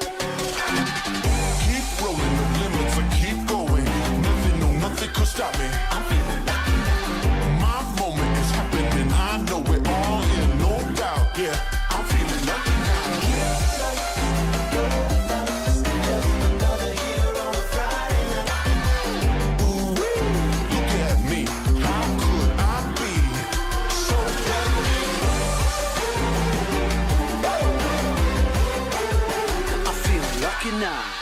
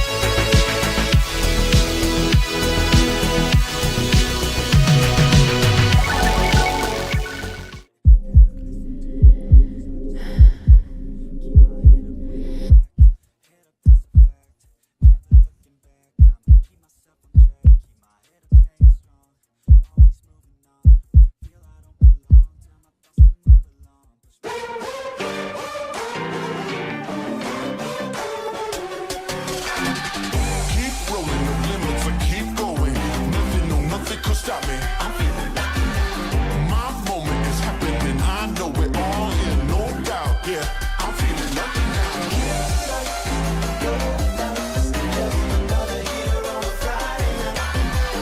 Ooh-wee, look at me. How could I be so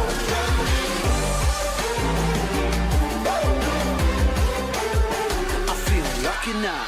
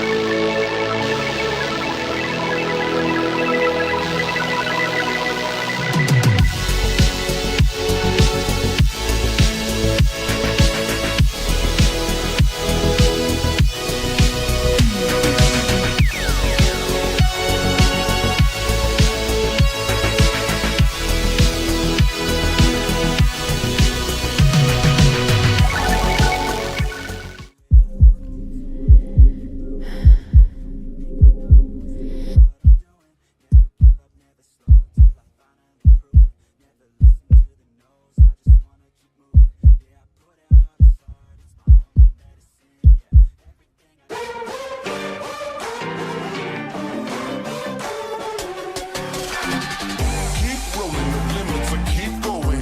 Nothing, no, nothing could stop me. I'm feeling lucky now. My moment is happening. I know it all in, no doubt. Yeah, I'm feeling lucky now.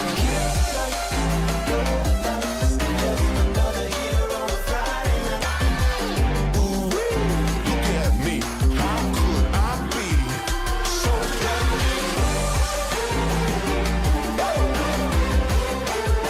I feel lucky now.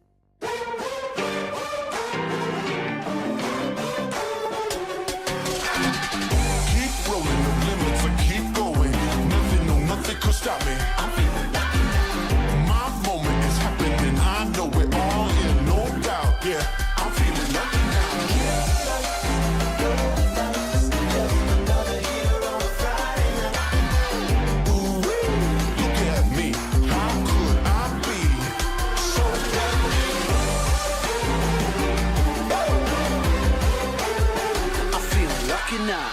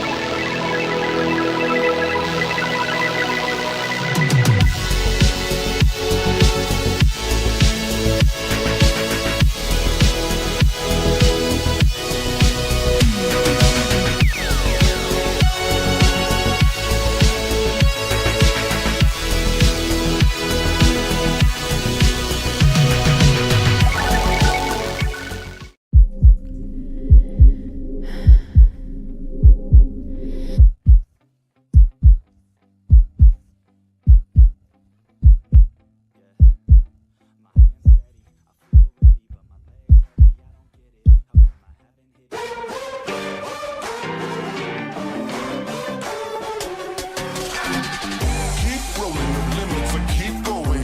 Nothing, no, nothing could stop me. I'm feeling lucky now. My moment is happening, I know it all in, no doubt. Yeah, I'm feeling lucky now.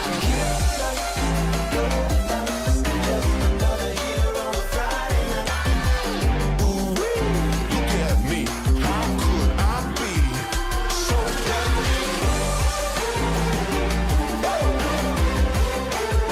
I feel lucky now.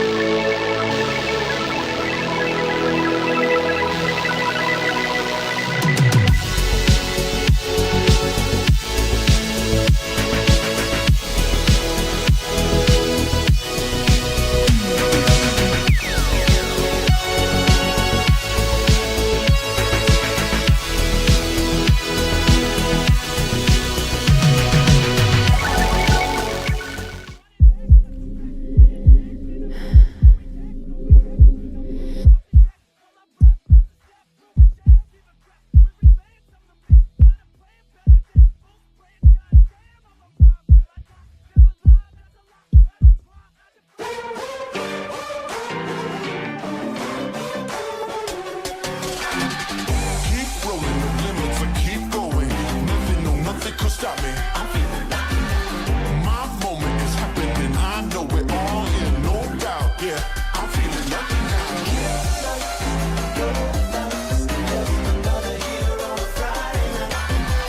Ooh-wee, look at me, how could I be so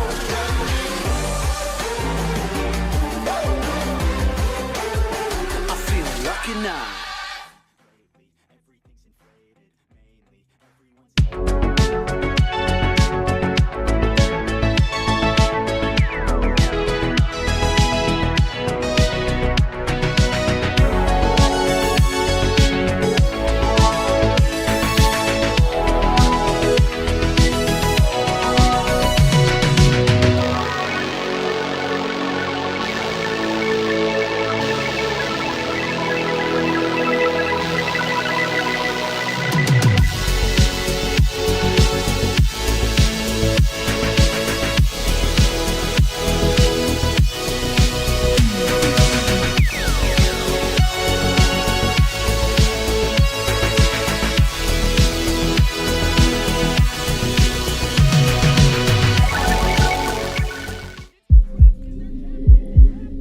Hello, hello. Welcome back, ladies and gentlemen. And we are back again. Another match. Looks like the second match will be postponed since both the teams did not show up, or one of the team forfeited. I'm not sure what happened, but that's the case. That is the reason why it was a big long break. But back again with another match. Let's proceed ahead. Onto the blue side, we have Team Heavy Headgen, and onto the red side, we have Team 8 Minutes. I'm your class of PC, and I'm joined by Kay today. Hello, Kay. How are you doing?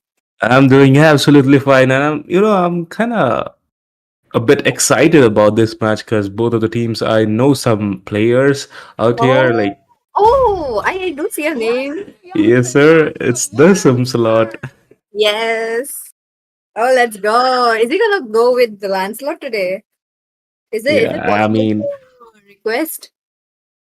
uh, I don't know about a request, but since Lancelot is buffed in this patch, so he should definitely go for it. But if he doesn't, he should go for some, assassin hyper. And I love seeing assassin play.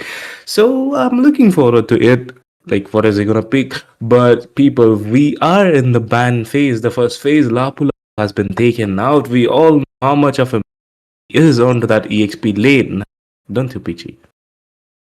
That's true. That's true. As of now, both the teams are making a little bit of an unusual bans coming in, especially coming in from 8 minutes. Wasn't expecting an Alu card as their first, but I think they have done their homework. Maybe or maybe not. They have seen that these are the players playing these kind of a heroes. So the unusual bans really which speaks about that. But as of now, let's see if onto the side of team blue, heavy headgun can actually go ahead with the Lapu Lapu. Oh, sorry, the Lapu Lapu is banned, so the Uranus should be the first pick, right? So if Uranus might go into their hands, and what do you think about that?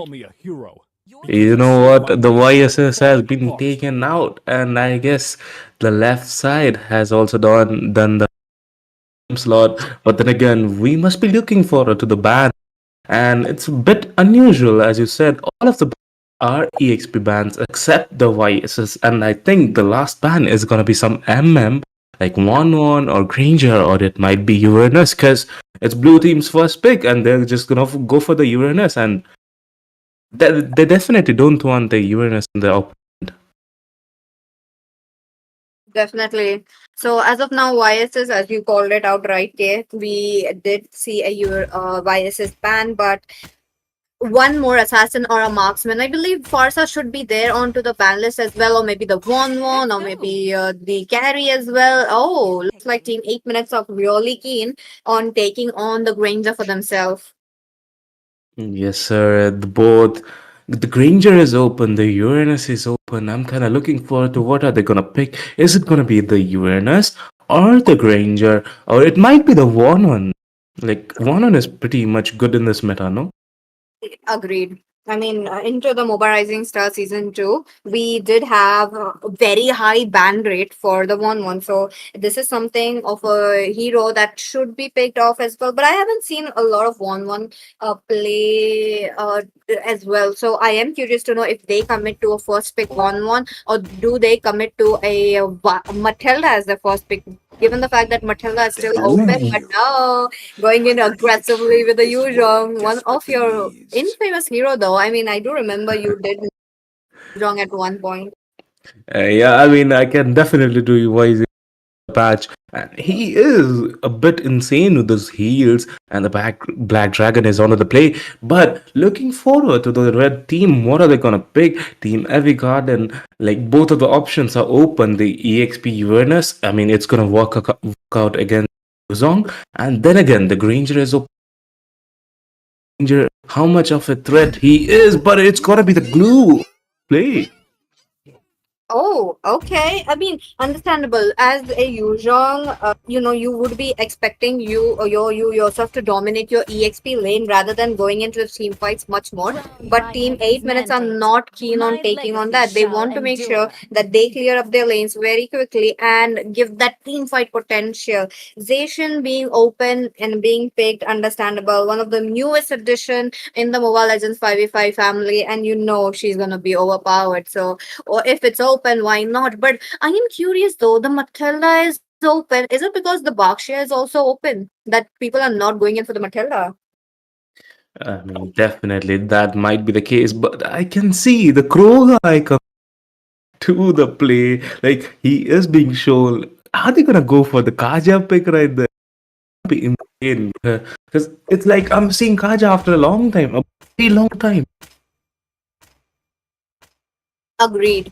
It's been such a long time, but they are not keen for that. Kufra might be the next. Oh, it's my Bay Florian coming in along with the carry, Ew. though.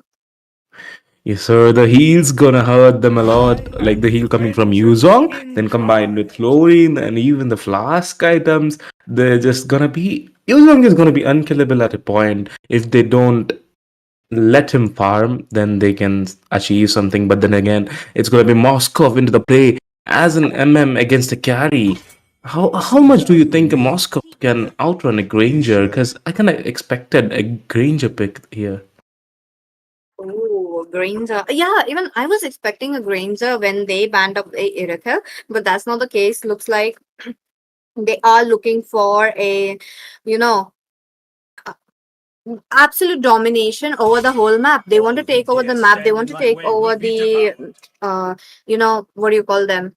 The team fights as well as the neutral objectives as well. Neutral objectives is something you need to be very focused on. Turtles are okay. Even if you don't get the turtles, one or two, that just works fine. You will be recovering at it by how you want to get it after during the team fight. But once you lose those turrets, there is nothing to actually compensate for that. So it's something that team 8 minutes are looking forward. But on to the other side, the blue side, absolute damage. I'm liking the team composition so far. If it was an Angela, again, not in place of that Florian, would have been such a bomb, uh, you Uh, know, I composition. mean, definitely, but then again, Angela is only single hero. Like he can Yeah, ult only single hero, but Florian gets it on the team, heals everyone, so it's kind of beneficial for a team fight. And as we know, in 5v5, it's 5v5 game. You need your team in tournament matches. So Florian is definitely a better pick in my opinion. But then again, the Roger gets taken out.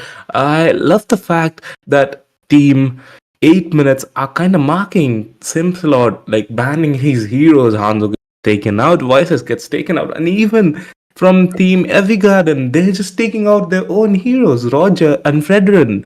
Like, what are they gonna pick in Hyper? What do you think? ooh, hyperwise. I feel like Hayabusa could be incoming for either of the teams. Oh, they catch it out so correctly. The ban is definitely here. Fredwin out of the way. The Bakshia could be a very good pick for the side of team. If Evi Hedgen, they could go in for a. Bakshia as the jungler, given the fact that you do have a Florine as well to back you off. Definitely, Basha as a jungler would work as fine, but then again, I guess they're just keeping that last jungler pick. A surprise to us. Maybe it might be a Lancelot, it might be a Ling onto the play, because I don't see any scope of any other junglers. Because YSS is out, Hanzo is out, and even Hayabusa, Roger, and Frederick, both of them are out. It might be some, new junglers into the play like Eamon, Gushan. I'm kind of confused, like both of the teams, they haven't picked the jungler yet. True. Looks like I think Kufra as their jungler. Now they do want to protect the marksman as well as the mate so much that committing to a Kufra does works out very well. But as of now, there is a Yuzhong. Yuzhong specializes in going towards the back lanes as much as possible, and then go in for the damage. So what are they going to do to stop the Yuzhong? But here comes the surprise factor. Here comes the surprise. Do you see Yeah, what? like I can't even speak. Like a Sun jungler in this match, in this composition, is it gonna work out even? Too But then expensive again, in this economy, sir. yes, a Sun jungler in this economy, nah, no, bro, not in my case. But then again, the last pick from Team Evi Garden is open, and I kind of think is it what I'm seeing? Yep, it is. Let's go. I'm kind of curious to watch Simslot onto the Lancelot, but then again, this should have gone for the Lancelot ban in the first place. Oh, they should have, but I feel like the enemy did not do their homework, so maybe or maybe not that could be the case. But here we are with the signature picks coming in for the 8 minutes. Let's see how well it goes. This will be giving a little bit more dashes to the Lancelot though when we see a son as a jungler with his clones. Exactly. That's what I'm talking about. I mean, they banned every hyper, every assassin hyper, but they left out the one they should have banned. So it's kind of confusing for me as well. Why would they do that? And on top of that, Sun as a jungler doesn't works out in just in this case. That's true. That's true. So one side there's healing, one side there's HP. I'm curious to see which team is gonna have that upper hand. But you guys also make your bets. Which team will be having the upper hand of winning as well? Would love to see the bets. And with that, what about UK? Who are you supporting? I mean, it's not. I mean, I guess you already know the answer. I'll go for the last. But then, gentlemen, we are back. The Land of Dawn is a match between Team Every Garden and Team 8 Minutes. Will the match end in 8 minutes? Well, we have to watch out. And it's boy K with me. I'll be joined by Peachy. Hello, Peachy. Hello, hello. Let's go. We are into the match as of now. First blood maybe into the mid lane. I do see quite low, and yep, that is going to be a first blood. That was pretty quick. Like, it's not even 30 seconds into the game. You get the other team of first blood, and you also have a disadvantage. So, I don't really know how this is gonna end up. But then again, Team Efficarden are kind of strong, in my opinion. Oh, they do. They do. The heal's gonna be a little bit of a problem into the late games. So they have to watch out though. They need to Once get again, their damage up. But oh, Lancelot trying to go in so aggressively goes in for Lynn Baktaila once again. Second kill coming into Lilia's having a very bad day today. I mean, it's only 1 minute into the game. You're gonna throw away 2 kills that easily, and I don't think there is a comeback from this. But then again, into the bot lane, Florian looking quite. Will she be taken down? Oh. Oh, quite unfortunate to see that, but oh, no kill so far coming in. Very low HP. Now, as of now, you're talking about how Team 8 Minutes are wanting that early game snowball. Plus, giving a kill for the Lancelot as well is gonna prove so aggressive. But Kufra though into the bottom lane. Quite good. Does the pops the flicker to get out of the way, but here comes Lancelot. I mean, he uses his dashes pretty early into the match, but then again, no exchanges. It's just blows being exchanged, no kills for now. But in the top lane, using is quite looking very fighting against that glue. I mean, glue against the Yuzhong. I think the Yuzhong should have upper hand. I think. Wrong, that's a matter of fact, but as of now, look at them. They are moving in quite aggressive. Phantom execution coming in, but Glue with the split though gets out. The Monkey King unable to do so, but taking so much damage from the turret will be after falling down. Now, Lindbergh also trying to deal damage. I do see Yuzhong taking the double kill, which is going very good. Trying to get the triple as well, but they're not interested in for a chase. Neutral objectives looking mighty fine for Team Blue. The tables has been turned. The 3-man petrify stun by Yuzhong was quite insane. At this point of the match, the scores have been equal. The turtle is up, and I think there is gonna be a fight for the turtle at this point. Oh, let's see. There is a chance for the Lancelot to actually swoop it away very easily. But as of now, let's see though. None of the teams are interested in the turtle. While Lancelot is very low, I don't think he should be making a play as of now if they want to get ready for the turtle as well. But Kufra, all ready to jump. I mean, he is there. He is right there, providing all the vision thing that they need. He is into the play.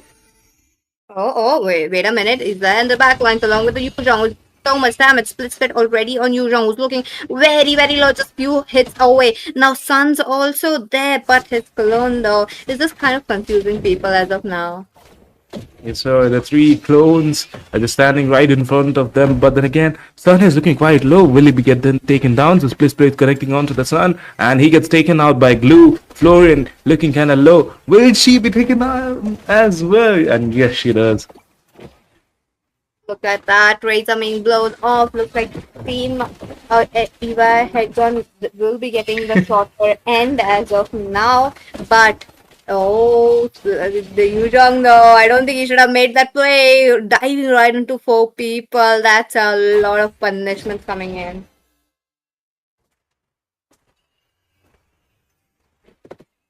Yes, sir. Actually, the thing is, the team blue shouldn't be making so much aggressive plays with this composition because they have lost quite a amount of goal. The goal gap is currently 3K. They should play it safe. I don't know why they're just rushing in into everything. Agree. I agree. Like, it's just the early game. The composition does not scream early game composition. So taking it slow might have been a good option for them, but that's not the scenario as of now. Talking about the same, the power spike that both the teams will be having. It all depends on the carry as of now. Carry and the sun. With the sun, you have a big potential of getting a backdoor moment, but they need to time it out very, very easily. But losing carry like that, I don't think it's gonna be possible to actually compensate. But let's see. It's just the early game we're talking about. I mean, the damage has been done. Team Blue is kind of looking low. Kufa jumping again. Lancelot goes in. Will the Phantom Execution connect onto the Florian? Yes, it does. And Florian is down. And look at him. He's just playing it very neat. That's true. That's true. He's just coming in and out. It's a kill. Boom. I really like how it's going around as of now, but team onto the blue side, they really need to wait it out. They need to wait out for the carry to farm up. At least get those three main items, the Trinity build on our hands. Oh, Kupra jumps in though, a little bit miscalculation, but looks like Moscow will have to get out of the situation while trying to get that turret onto their hand. There comes the Yuzhong with the Black Dragon form flicker out. Looks like that will be the Moscow. And frontline, nothing going on much. I mean, Team Blue should be aware that they shouldn't be taking any fights. They're just constantly ramming up. And talking about Team Red, they're much aggressive. Like just saw Kufra jumping in between the turrets when, like, even the tier 1 turret wasn't being taken down. That was kind of, bold step coming from him. True. Look at them. As of now. Oh, wait a minute now. That is happening. First one to go down along with the carry. Targeting carry so much. It's just going in very well for the side of team. 8 minutes. I mean, just look at the timer. It's 7 minutes into the game. The score is 2-11. The goal gap is nearly 10K. That is something they need to watch out for, like giving away so much goal. And Yusong is currently looking very low. The heal there was insane, but it won't be enough for him to survive. And Yusong gets taken. Sun looking quite in danger. Kufra jumps in, and adds another kill onto the Moscow. Oh, yeah, that's true. That's true. Yu Jung trying to play it out aggressively. He's the one with the highest skill and the only kills in the team as of now. Now, Lilia having that little bit of a problem into the mid lane, it was a problem for them. Though their team does have the slow that they were needed with the heals as well, they are not able to catch up that how much damage that the side of team 8 minutes are giving up. So, on to the other hand, let's see. It's like this game doesn't feel like it have reached the 8 minute mark. I mean, the team playing here is the team 8 minutes, and it's already have been 8 minutes into the game. And as I said, so like it doesn't feels like, but you know what? It is. All the tier 1 and tier 2 turrets are down. Only the inhibitors remain. That too, only 2 of the inhibitors have that gold shield. But then again, Team Blue, how are they gonna make a comeback out of this? I'm kind of curious for that as well. Like if they do, this is gonna be the biggest turnover of this game. Agreed, agreed. The comeback possibilities are there for both the sides, okay? Especially for the side blue, they can do it if they stretch it out to the late game. But the potential you're talking about, that 8 minutes are giving in this game, that's just too much. So I am curious to know how it will be going around for them. All hopes are not Seems lost lot. because, oh, but wait a minute, Simplot just tried to make a 1v5 play, but the minions on the side will be him making sure he would be coming out of the time. I mean, Team Blue should be worried about, keeping their Florian safe because, as you just saw now, Sun was just saved by the Florian itself. The heal coming from him is insane, but then again, Dash is in, deals a lot of damage, but it won't be any kills of the Moskov dives in. It's double kill. Lot coming in. The crystal is wide open. Wait a minute. Let's see if the crystal is being targeted or not. Looks like Sakura will be have to falling down into the hands of Sun. But wait a minute. Lord though is still targeting the base. The minions are coming in. It's a successful defense right here.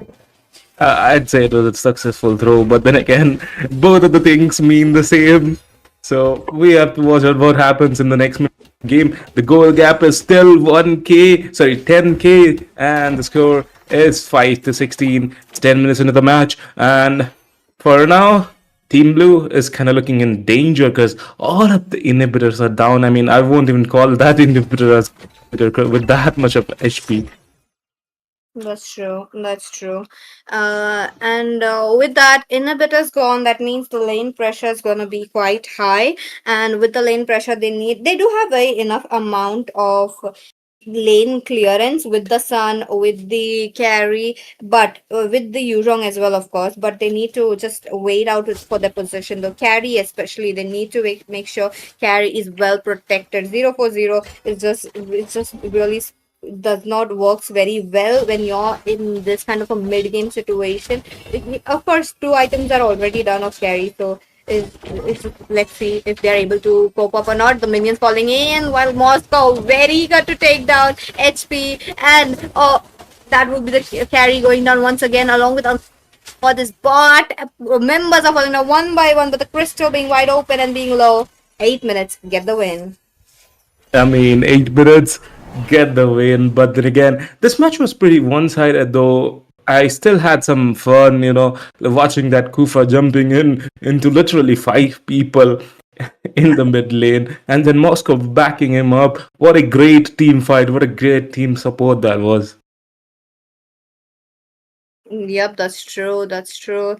As of now, congratulations to team. 8 minutes to moving towards the fourth round, but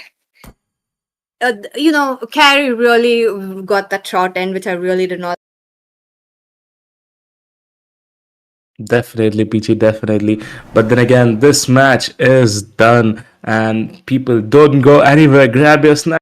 Right back again with another match. There are many more matches coming in, and for now, we'll be taking a short break. See ya all.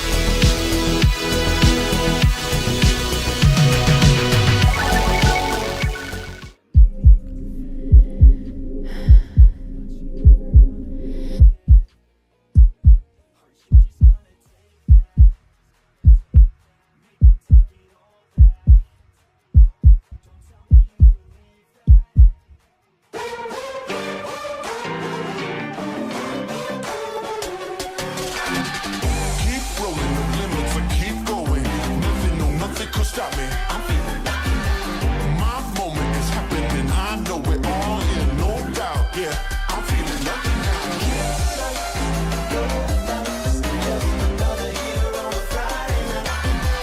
Ooh-wee, look at me, how could I be so happy?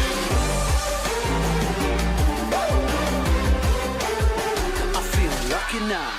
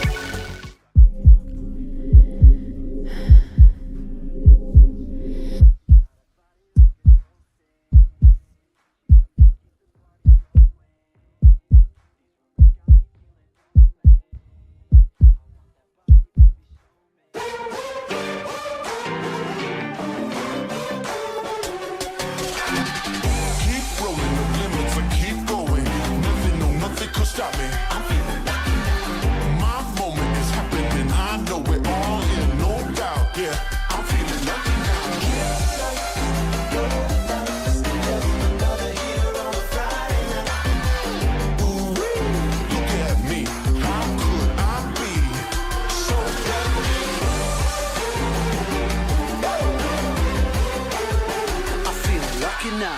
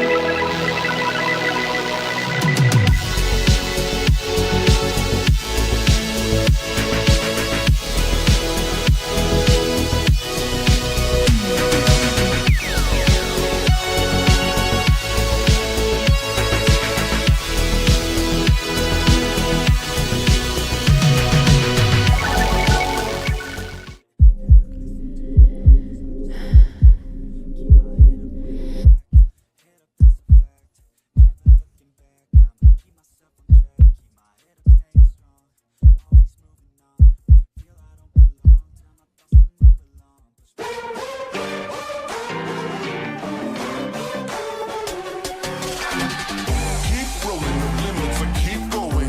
Nothing, no, nothing could stop me. My moment is happening. I know it all. Welcome back, ladies and gentlemen. Of course, we are going to be heading back to the matches, the best of one series. And right now, we're going to be going into the match between T7 versus Ethereal Yowls. So let's see if the Crusaders can crusade to the next round, or they can. Ethereal Yowls, I wonder what the team name is. But of course, we have to introduce ourselves first. I'm Ray. Obviously, you already know me, and I'm joined by Kay. So, Kay, nice to be for. This is our casting first time together, right? Nice to have you, man. Finally on the desk together. Yes, sir. Yes, sir. I'm pretty excited about this match as well. But then again, you know what? I kind of noticed that our names are kind of, rhyming, Ray and K. So I hope it would be good duo. But then again, we are into the ban phase, and a lot of people are taken out. But I see something. The Natalia. Oh, okay. Why is that the case? All right. I mean, this is the beauty of earlier rounds. You have teams with different fears, I would say, because the bands. I call it different fears because you can understand why. I don't really get it. Why would you ban the Natalia in this season? But hey, it's their draft. It's their thing. Let's respect it and let's see. That does mean that there are gonna be few picks left out open, like the Farsa, and so is the. I wonder if they're gonna either of these teams would go for the top meta jungler, which is the Yishin as well. So let's see. I feel like most likely it's. Ooh. I almost forgot. Of course, Lapu Lapu. How can we just miss him? Because, like, if he's not really banned, he's getting picked first by either of the teams. But then again, that wasn't the case in the last match, match before the last match. But then again, it's into the play, and Ruby as well. Ruby is weird. I feel like especially. But Against the against the Lapu. Lapu Lapu, 50-50. That's what I would say. Damn, Jishin is tall, bruh. She's towering. She's a 6 foot, 6 foot. Yeah, okay, I'm just gonna stop there. But yeah, Ruby, it's gonna be 50-50 for one simple reason. Unlike Yu Zhong, who I think that's why they banned out Yu Zhong, yeah, because Yu Zhong wins the lane against Ruby because of the damage that he dishes out. But Lapu Lapu, he also can deal the damage, but Ruby has a CC that she can just move away. So it makes sense overall. And okay, they pick up the Farsa. Nothing much out of the ordinary. Pretty traditional mage pick so far. But yeah, I feel like. But Lapu Lapu, he will win the team fights unless this Ruby can pull off a godly hook with the I am offended. Yeah, So pulling let's 5 see. members together. In the base for sure, man. But yeah, obviously it's gonna be the Granger coming in as well. And I'm not really surprised we're seeing a lot of normal picks. I think the Natalia pick ban is just I feel like it's a waste ban. Some teams like to just ban whatever they want when they're first pick, because that way you have more heroes open for yourself, basically. Instead of banning a meta hero, you keep everything open on the table. Like the opponent can pick, but so can you. And I feel like that was the strategy they were going for. But yeah, second phase of the bans. Both of the teams have their EXP laners, and basically they have identical, unless this Ruby goes, which I don't support. But if other than that, I feel like both of these teams should definitely focus on the jungle and the roam bans, and looks like they're focusing on the roam. Yes, sir, definitely. But then again, I don't think like the Ruby will go on to that support character. But then again, it's up to what they pick next. So we really have to watch out, you know. And as of now, the tanks are getting banned out. The junglers are quite open. This is an assassin meta, not exactly assassin staying meta, but then again, that's assassins have a lot of damage, so they just need to watch out for any of them. Because like team Ethereal Yowls, they've got the two squishy heroes, the Farsa and the Danger. So they definitely need to watch out for that. And with this, the Hypersa gets banned out, but it's gonna be Cow is in the play. Cow or a bull. People like to call him cow. Bro gets demoted to a role. But yeah, jokes aside, I think you were mentioning this meta is I would say it's a 50-50. Some assassins are good, some are not up to the point, and there are some. Obviously, you have the Fredrin still. You have the what do you say? You can still play the Baxia. You can still go for the Xborg, especially Xborg, which is really good. So it's a 50-50. Even the Suyo, right? So it's a 50-50 of the fighter, tanky junglers, and the assassin. So, but yeah, the side of team, sorry, Ethereal Earls are going for the assassin one with the Joy. And let's see if T7 Crusaders have similar plans or they're going to go for a tanky jungle.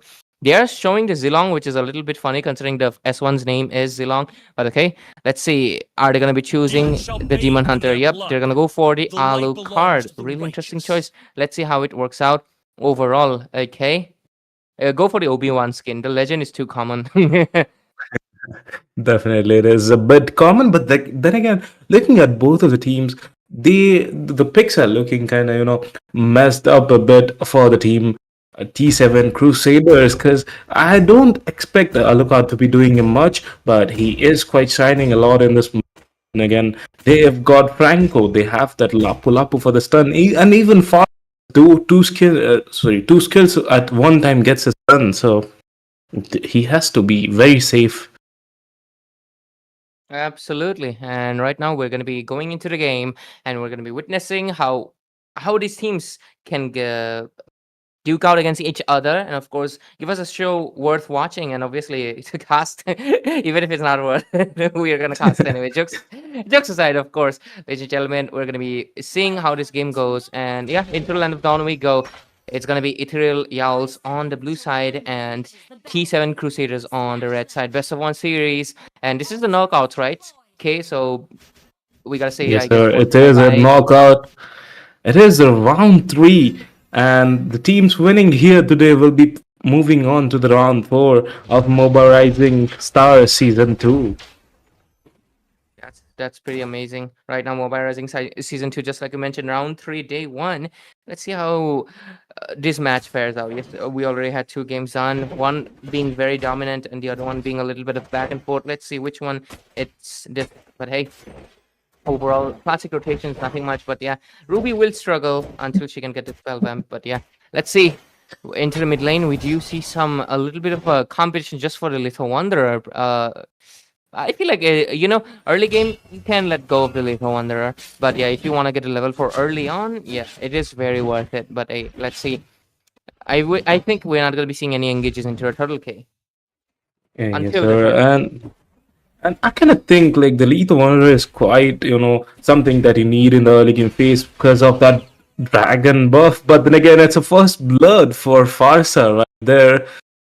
I mean, quite an overextension from the start of the game. Makes sense because most of these mid laners are trying to get their lane up, and I like the fact that their second skills basically look the same. It's like a peacock going. Yeah, especially with the skin. Yeah, I know Farsa is not exactly golden. It's this skin specifically, but yeah, like into the bottom lane we see the Zilong might just not Zilong. I mean the Ruby player named Zilong might just get taken over here, but the backup will arrive and they will go back. But Luffy might have a different ideas. Does go in, but the flicker comes in as well. Level 3 Lapu Lapu barely scripting it off. And Ironhide, the turtle right now, awakened. Looks like it might be an easy one, unless pigs can fly, will fly. That's a really funny name, but overall, like maybe Joy wanna go for the retribution or not because the Minotaur is not level, but there is the damage coming in. But no, the turtle will go, but the cow will fall just like you mentioned. But oh, look at the damage that's coming in. The Alucard is going in deep and will take down Vet on that Farsa. Oh my god, I'm taking my words back. Alucard is definitely a good pick here. Like the way Luffy is playing, it's kind of, annoying for a team. Ever Ethereal Yowls as well, but then again, Lapu will be down by Luffy. Again, Luffy has 2 kills in the match. It's only 2 minutes into the match. Yeah, and it's just really going really good. For I feel like both of these teams, it's a really 50-50. But yeah, the turtle will create a slight little bit of impact. But hey, on to the top lane, there's the bloody hunt, and Mrs. Storer will get taken down again. Minotaur better watch out his steps because he's basically 0-3, the only casualty so far. And the thing is, the score is 3-2. The all 3 kills are from Thor. Kills as of. But then again, Iritel, will she be able to do something? I don't know, Mrs. Yeah, she's just gonna go back. No issues. Granger winning out, that's not a good sign, but Irithel does have the late game advantage. But let's see. The game is kind of, I would say, peaceful in the sense that they're not going for too much brawl kind of engages, But let's see if that's going to be changing as we obviously are progressing a little bit more into the. It's still early game. It's still under 5 minutes. So Alucard gets the War X, have a little bit of damage. No. There comes the Minion Fury. Might be able to take down his. Vision comes in with the Empress ultimate as well, and is able to take down Franco. A little bit of revenge. Lapu comes in with the Bravest Fighter, uses the passive and dishes out the damage. A lot of it. Zacian will get taken down. Sassy 31, and Luffy will also get taken down on the process. Where ASL does make a trade-off by taking down the Joy. And the Farsa, okay, she flies away from the scene as well. 5-4, both of the teams make a few trades into the table. I just feel like I recognize the Zacian. I feel like I've met this person in rank. I feel like that it sounds very familiar. I mean, the world is quite small, but then again, the last team fight was quite insane. 2-for-1 trade. Both the teams, Team Ethereal Yowls, the Lapu rotation was quite neat. Coming from bottom lane to the top lane, joining a team fight and making the team win. That's something an EXP laner should be doing. But then again, in the turtle, we already see the Predator attack coming in from Svet. Franco still has the Bloody Hunt. No, he doesn't. He just used up it. But Lapu going in, he will be able to take the. Oh, the flicker play, but. Obviously, flicker play, he's going to be responding with the flicker. Masaraf captures another kill, 3 kills on his board, and he's doing really great. I feel like if this keeps on going, 8-4 score, the side of obviously Ethereal Yowls, I feel like this could be a very easy game for them. But let's see if the Irithel and the Alucard can make a little bit of a difference. but hey, I mean, Lapu is quite confident on what he's doing. In both of the team fights, he was the one damage doing the front line, surviving every hits from Team T7 Crusaders. But then again, it's just how they want it to be end. Yeah, and with the goal lead right now rising to 2,000, they have to. Oh, Alucard, that is a rookie mistake. You're going into the bush alone, but the Minotaur does save him for just a little bit. The Minion Fury comes in, knocks up a few targets, and Svet might just get taken down here because the bike is coming behind, but the bike will get its tires popped up by the nuke that's coming in from the. Oh, there's a hook coming in as well, and looks like Zilong missed. My name keeps on going to the Zilong. I'm sorry, but yeah, the Ruby will get taken down. 11-4 score, and it's not looking good for the hands of T7 Crusaders. I mean, in the first half of the match, everything was just going fine for Team T7 Crusaders, but now the tables has been turned. They're just giving away free kills after free kills. The chasing down Parsa was quite off, overextension, if I had to say, because there is that the team will be present there to back him off. Absolutely, and let's just see. So far, I think with only a few deaths on their plate, not to mention Granger is still 3-0-3. That's not a good news for them. One more thing is Zacian. To utilize her, you need, obviously they have a heavy CC tank. I feel like the tank and the roamer needs to like very synchronize with each other. If they're able to synchronize, because obviously Patience ultimate stuns in, but oh look at the engage coming in, the Minotaur most likely coming in. Okay, this time they do think it in, but it looks like it's not going to be enough damage. But at least they get one trade. They take down Kleos on that Franco. But here comes the Lapu Lapu and the Feathered Airstrike. A lot of damage being dished out by this one solo fighter. He's going in deep and take down Luffy on this Alucard. And right now, a lot of CC, but is it going to be enough damage? Looks like it's going to be not, because Masarap already take down the Minotaur, level 11, going ham, and triple kill for this bad boy. And right now he's not stopping. Looks like he still wants another kill. Joy comes in as well with the damage, and the flicker also gets bait out. Ruby trying to sustain, but oh, Lapu, that's a bad mistake. Gets shut down by his greed, and the Ruby still fighting in, gets a double kill by taking down Svet. The gold lead was pretty high, but the shutdown kind of gave it away. But still, they have 4k gold lead and 7 more kills. Masarab onto the Lapu is doing insanely good, like the way he is just going in, ramming down and taking down kills. But then again, that was also a mistake made. Like he went to win, but then again, bloody hunt onto the cow. The cow gets taken out by Granger. Things are looking quite good for Team D7 Crusaders. Granger is 4G. Oh, look at the damage coming in. Another engage going, and the Alucard will take down Pigs Can Fly. And right now, the Irritel will also get traded off. Chase was not the one getting chasing. He was the one getting chased by this Gap, who's just literally creating gap in the goal lane. 506. He also has the Sky Piercer, so 7,000 gold over only 5,000 into the hands of Irritel. A massive difference. He's already into the 4th item, while Irritel still struggling to build her 2nd item. But then again, like the thing is, Team Red, T7 Crusaders, they need some extra shutdown from the range and even Joy, because they're the one, they haven't died that much into the game.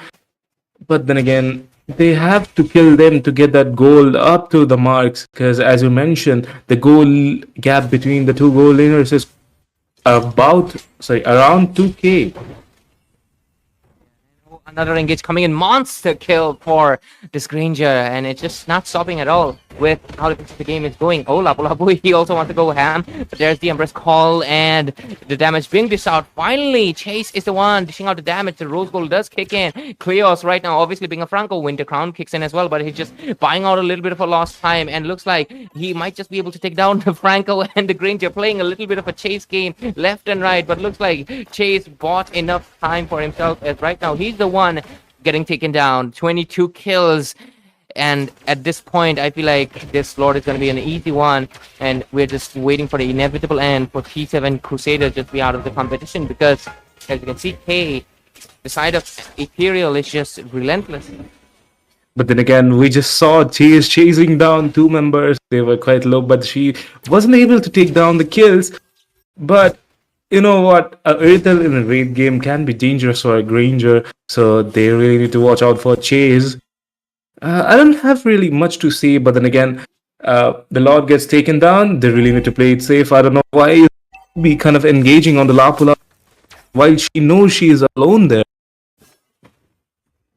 Okay, into the bottom lane, there's another engage coming in as Ruby with trying to sustain as much as possible. The Joy here will get taken down. Lapu Lapu bought enough time. The Alucard is chasing him. Flicker baited out as well, so he's going to be able to survive. But with one member down, this is a green light. But let's see how much of a green light it is. The Irritel does come with the spike. It's out a lot of damage. There's the crit finally that they needed, but will get taken down by the Gap on this Granger. A lot of damage being dished out left and right. Alucard might just finally be able to shut him down, and he does so. And that is a massive bounty that they just received. And with that, basically only Lapu Lapu left into the map.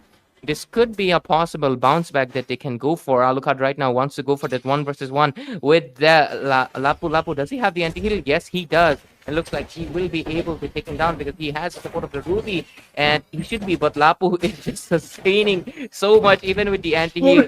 That is just insane. He bought just enough time for the 3 members to come back, so technically he's worth it. He was all alone and he bought enough time for the 3 to come back. What is that sustain? Like both of the members are dealing a lot of damage. I mean, definitely Alo's damage. We know how much it hurts in the mid game. It's 12 minutes and We know it hurts a lot, but then again in the mid lane, Into mid lane, another engage, and the hook this time will take down Luffy, but at the price of Creel's getting taken down as well. Irithel finally coming online, wants to go very aggressive, wants to shut the damage, but she also has to watch out from the bazookas and obviously the Rhapsody that's coming in from Granger and has to avoid it. Oh, Holy Crystal for Sassy 31.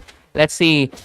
Should have enough damage right now. Berserker's Fury finally bought in as well. So Irithel is online. They need some damage. Lapu Lapu Masarap going in. There's the Empress of Call and Chase gonna be dishing out the damage. The crit is finally landing, but he is aware that he needs to stay away from the Farsa's nuking zone and gets out of it. 25-16. This goal lead is lowering down a lot. It's concerning right now because Ethereal Yells, they have to make a comeback because if not, this is a possible clapback from the hands of Team T7 Crusaders because look at that, the goal lead is basically none at this point.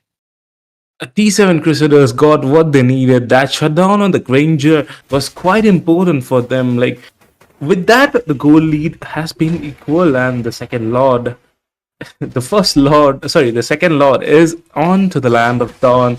Which team do you think? But then again, Mino gets caught out by the Iron Hook. Damn. Just when they were trying to make a bounce back, they lose out their roamer. So Ruby is their main hope right now to this. But I would not recommend that. Ruby just not tanky enough. So they just have to wait it out, defend this Lord, and buy out some more time. But for how long? Let's just see. Clearly, the side of the team, Ethereals, it's not going to be giving up that easily. The hook almost connected, but yeah, they're going to be all right. But, oh, Chase looking for a target. Most likely is looking for the Granger. And is this a green signal? Maybe, possibly. Goes in with the bike. Dishes out a lot of damage. And does make sure to get the double kill into the main targets with the main damage down. This is a green signal for T7 Crusaders. Just go ham into the base because right now there's only Lapu Lapu who can dish out the damage clearly because Joy is clearly low. But there's a Lord coming and the minions coming in as well. Despite two members losing, they will still be able to maintain their pace because the Lord will buy out them more time and they will be back in 10 seconds. But then again, that engage coming from Chase was quite insane, getting into the back line, getting two main kills were the needed, the nuke and another nuke, I'd say, because Granger is currently 10, 2, and 7, and we just noticed the Sky Piercer on him. It might be around 50 to 60 stacks, which is still dangerous, but then again, Lapu planning out something onto the top lane. Absolutely. And let's see how it keeps on going with the obviously the match of the pace, the hell coming online at the same time, the relentless pursuit, and of course the macro play that's coming in from the hands of Team Ethereals right now. It's really 50-50. Either of these teams are gonna be getting the game in the bag, but let's see which one is gonna be. At least one thing is good for the hands of Team Ethereals is that fact that all of the inhibitors are exposed. So one more Lord, and they can basically take down one inhibitor and expose it to the base, and they can go in for a final push. But as the game goes into the 16 minutes, it's basically marksman versus marksman at this point, and this is where the Irithel specializes at countering the Granger, just like we noticed earlier. Chase with the same positioning, I would not recommend that because almost the flicker out came in. He just dodged it out, and right now with its Ruby Chase? back up as well. Chase trying to make the play of his life, and he's going in and will take down the Granger with 4 members down. This looks like the clapback that the T7 Crusaders have been waiting for, but Lapu Lapu trying to divert the action and everything, but what's it going to be? Because the Irithel is just going to be pushing the base into the bottom lane. They're going to be taking down the turret, but can the Lapu make a difference? But there's one minion, and that one minion might just be enough. Lapu is just getting distracted and diverted. He cannot make a difference. But at the final end, the Irithel, the one who was getting gapped so heavily at the end, was able to create it. Of course, that's a beautiful late game marksman. As the T7 Crusaders get the win in the bag, despite so much difference, they get an epic comeback. Damn it! It The really match. sucks for Masarap. Quite surprised and flabbergasted by the last team play coming from Chase. Even though looking at the Minotaur, he got a bronze medal, but then again, Chase is the one who flipped the game from, like, it was going downhill from the start. Sorry, it was going uphill from the start. It went down to the mid, and then again into the end game. They kind of made a comeback from nothing.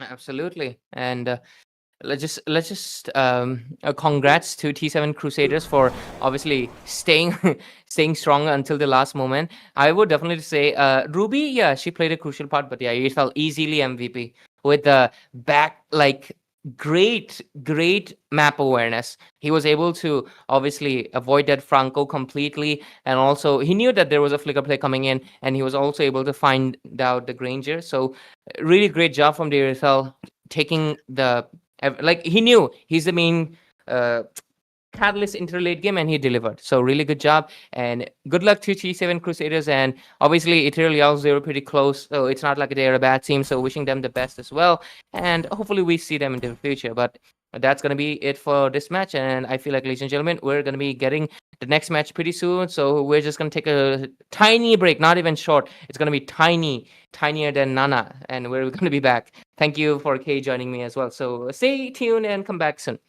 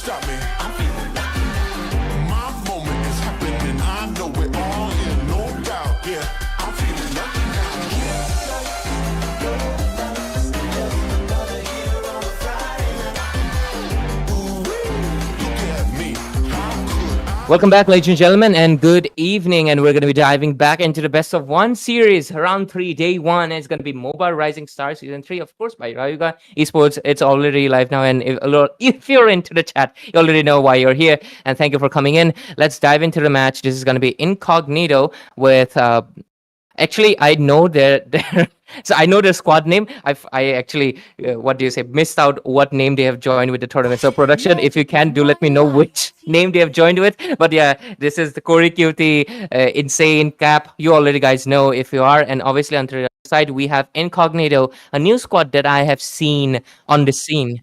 Okay, Mambas. They have decided to go for the Mambas. Okay.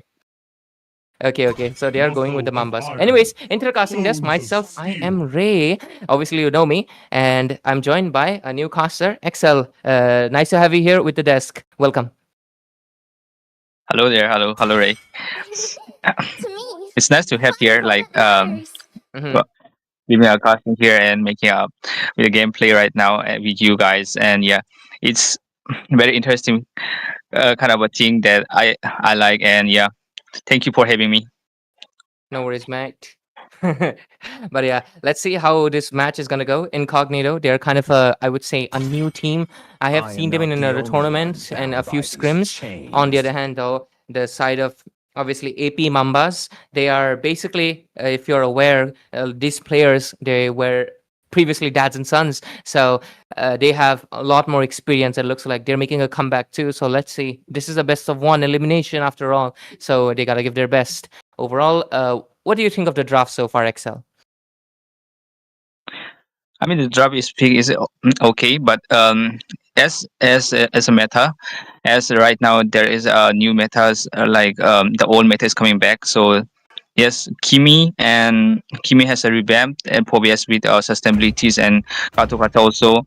They're good to ban. And the other side, 1-1 and Harit are not in the meta, but Kadita there it is in the meta, and with that poke up damage right there, right in this season. And yeah, it's kind of the damage of Kadita right now.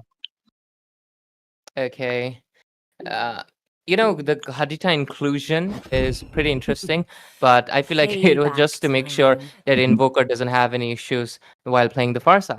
And let's just see what else they have, because Lapu Lapu's still open into the table. And considering that, obviously, yeah, they're gonna go for the Granger. Just full on range, just burst it out. But let's see how good it works out. Airtel's still open, so they can pick it up right now, or else I do think it's gonna be banned out into the next phase, XL. For me, I think different about this. They would pick either support or like Chlorine is open right there, but you know, they goes with the Minotaur, I guess. Yeah. It is very similar to the last game. We also had a Minotaur, Uranus, and not Uranus, a Ruby, and of course the Airtel, and the Airtel was actually able to win it out. Shane, right? I feel like I've heard this name before. But yeah, overall, I mean, I know it's Incognito, but I feel like I've heard that name before somewhere else as well. One of the top teams actually have a Shane. Yeah, that's the reason. But yeah, there we go. The Baksha comes in with the anti-heal, already countering out the heals that are going to be coming in from Minotaur, as well as the sustain of Uranus. So that's a little bit of a red flag that the side of Incognito will have to face. Let's see. Most likely, the side of Team AP Mambas, they're going to be banning out the jungles, XL. Absolutely, I think they would ban. They haven't picked the red team haven't picked support or like they have not pick frontline heroes right now, or they pick Bakshi as a jungler, or they not as like they might go as confusing the team of INC, but they're gonna pick up something that could be interesting right now. So what would you think about that pickups? Because I saved my For nation pickoff, from falling apart. I think Yeah. I think either of these teams cannot go for any form of pickoff. Those roamers anymore. They've already picked it up. And talking about jungle, since they banned out most of the assassins as well, unless Cap decides to go for a Ling or Lancelot, yeah, I feel like the chances are pretty low. On the other hand, though, I feel like they're most likely gonna go. Considering they're very tanky, you're actually right. They can go for an assassin as well. Considering the fact they do need to take down Invoker, Let's What's your see. And of command? course, Kakap comes in with the Fanny. He's going to be the one going cacao with the blades, of course. Let's see. Do they have a concrete counter? They need something to make sure this Fanny doesn't seem a trouble. But the only options left is a mid laner and a jungle. What can they do? Do they go with the Fredrin? They won't have any backliner except for the Irthel. And that is a heavy responsibility for a marksman to go to the back lane. But Irithel, funny enough, once she is farmed, she can do that. So I feel like the Fredrin is the best option. What do you think? Night or everlasting. Yeah, Predin is the best option, and they could pick either um I'm guessing Suyo or no. They go for I Uranus don't. jungle. Yeah, That is pretty insane. That is something I was not seeing. I like was not thinking at all. it's unexpected. Like yeah, they have a sustain. They could go easily with the Uranus also. It's in the meta right now with that damage pop right there, with Badang going out in the room, as it can coordinate very well with going in with that mobilities. And the red team, I'm starting to think that they would pick either You're gonna ask a lady to Okay. dance. They go Esmeralda. for the Esmeralda Yeah, too, because Barang and Uranus both have shields that she can steal, so that's a good option. Barang is going to be the main counter for the Fanny. Try to pin her down with the walls, just like you mentioned. So let's see if the execution is part is going to be. Other than that, classic picks overall, nothing out of the ordinary. The Granger, the Aethel, the Farsan, the Sicilian, it's all ordinary. But yeah, the Uranus jungle. Looking forward to it. Let's see how good it goes around as we are going to be diving into the game pretty soon. Which draft are you liking a little bit more, Axel? I mean the drop pick totally sustain goes to that INC, but the more at the early games goes to that that and some previous players. Mm-hmm. It's gonna be interesting. I love the fact that they all have besties except for Shane. Bro's new, but yeah. Right now we're gonna be diving into the land of gentlemen, and we're gonna be witnessing this match together. And let's see if the side of Incognito can meet a team that is basically tournament veterans. They have come in with a new name, AP Mambas. So into the land of Dawn we go, ladies and gentlemen. Myself, Ray, and I'm joined by Excel, obviously a new caster, and he's making a debut here on Moba Rising. Moba Rising. Wait a second. Yeah, Mobile Rising Star Season 2. So let's see. Best of 1 series, elimination rounds. So far, what do you think of the rotations? And everything common, right? Yeah, both had a good rotation. Both team has a good rotation, and also a good start. Right now they are engaging very well, and in the bottom lane they are trading their damage. And I think the bottom could not go against Esmeralda, as poor like he needs to be sustained at that lane. There goes in the mid lane. Just poking game, nothing much just yet. Because obviously the Fanny needs the level 4 to go for the cutthroat. But overall, the Farsa Invoker is just flying for no reason. But yeah, overall, Fanny just stealing a few resources here and there, and Esmeralda is winning out the lane. If the Fanny becomes a level 4, it's possible that she can go for the Capybara, obviously, to go for a kill. But Barang is smart. He knows there's something wrong, and he goes back as well. But let's see so far. Classic rotations, nothing much. Few pokes here and there.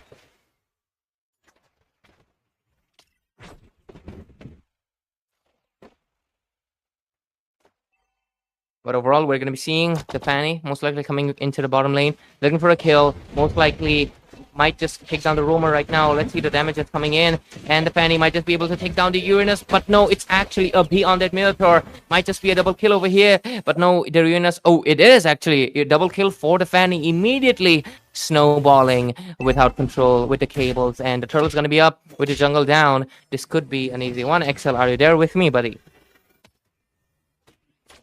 Okay, looks like Axel is taking a break, and looks like another one is going to be taking the break because Capybara is going to be taking a break in the base, as he will take some time to come back. And this honestly feels like it's going to be an easy turtle for the hands of AP Mambas. Let's see if they're going to go for an invasion as well. But hey, overall, we do think, yeah, this is going to be an easy turtle for them.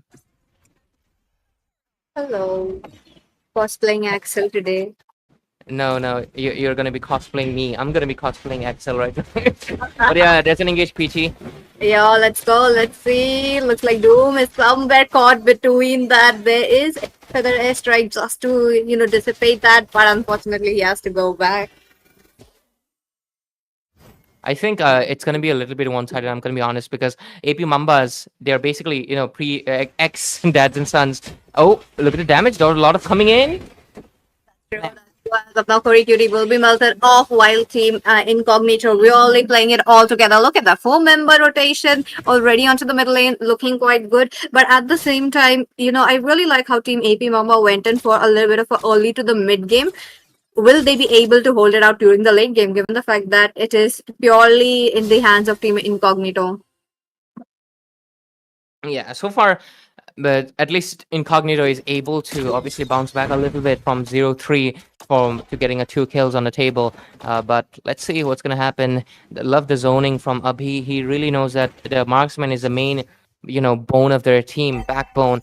But overall, XL, are you back? Are you gonna be cosplaying PT right now? But yeah, Sorry about that. I had a network problem a little no, bit, it's man. but I'm back. Oh, and I did miss something. Yeah, I did miss something. But I came back. Quite a coordination going on with the red team right now, because Penny is getting the resources out of the hands of the blue team right now, the INC, and Airtel is kind of in a trouble. Like I think they were. Mm-hmm. Oh, Go that on. damage. But yeah, another engage coming in. The Barang comes in with the fist crack. The punches is there, but Invoker will get out of the situation. Horikuri also goes back. Flicker baited out. Turtle coming in. That's right now called Ironhide after all. Looks like it's also going to be one-sided unless the Reaper can make a little bit of a difference. Let's see, Horikuri getting a little bit of zoned out over here. A lot of damage, but Array comes in with the anti-heal and the tires. And the Predator strike, the Minotaur will get bursted out from it. And the the Fanny will take the kill. And Cyclone barely scraping it off, but the Esmeralda is relentless. But the Fanny will get another turtle, gives a shield to the Esmeralda. Really beneficial. 2 turtles down, 2-4. 3,000 gold lead into the hands of Team AP Mambas. Yes, I guess a bit of distraction goes for Airtel by getting on the turtle, but still Granger makes a good deal with the distraction. First of all, he cleared the lands and then he goes to top and make the team coordination very well. Overall into the And bottom lane, Invoker- there's an engage, but what just happened? Shane gets shut down. That's going to be really beneficial for them. But on the other side, they're trying to take the blue, and they do. They actually get the blue for themselves. Pretty great. And it's the Esmeralda. Koriguri won't be running into the mana issue for 3,000 gold lead. Pretty big. I thought that sustain would go good at this gameplay, but the sustain is not that working because the coordination going on with the red team is going wild. Out there, they are clearing their lands. They get the main objectives. Even they steal the resources from the blue team, like secretly, and they didn't know about that taking of resources. There comes in the piece crack. Crack immediately is able to help take down Kurikuri, and Are will also fall. Shane is coming online right now, and that's not a good news for the hands of AP Mambas because they want to.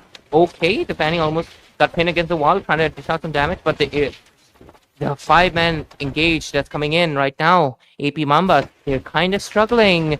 It's not looking good for themselves. Let's see if they can make a little bit of a bounce back immediately. The score is 6-4 right now.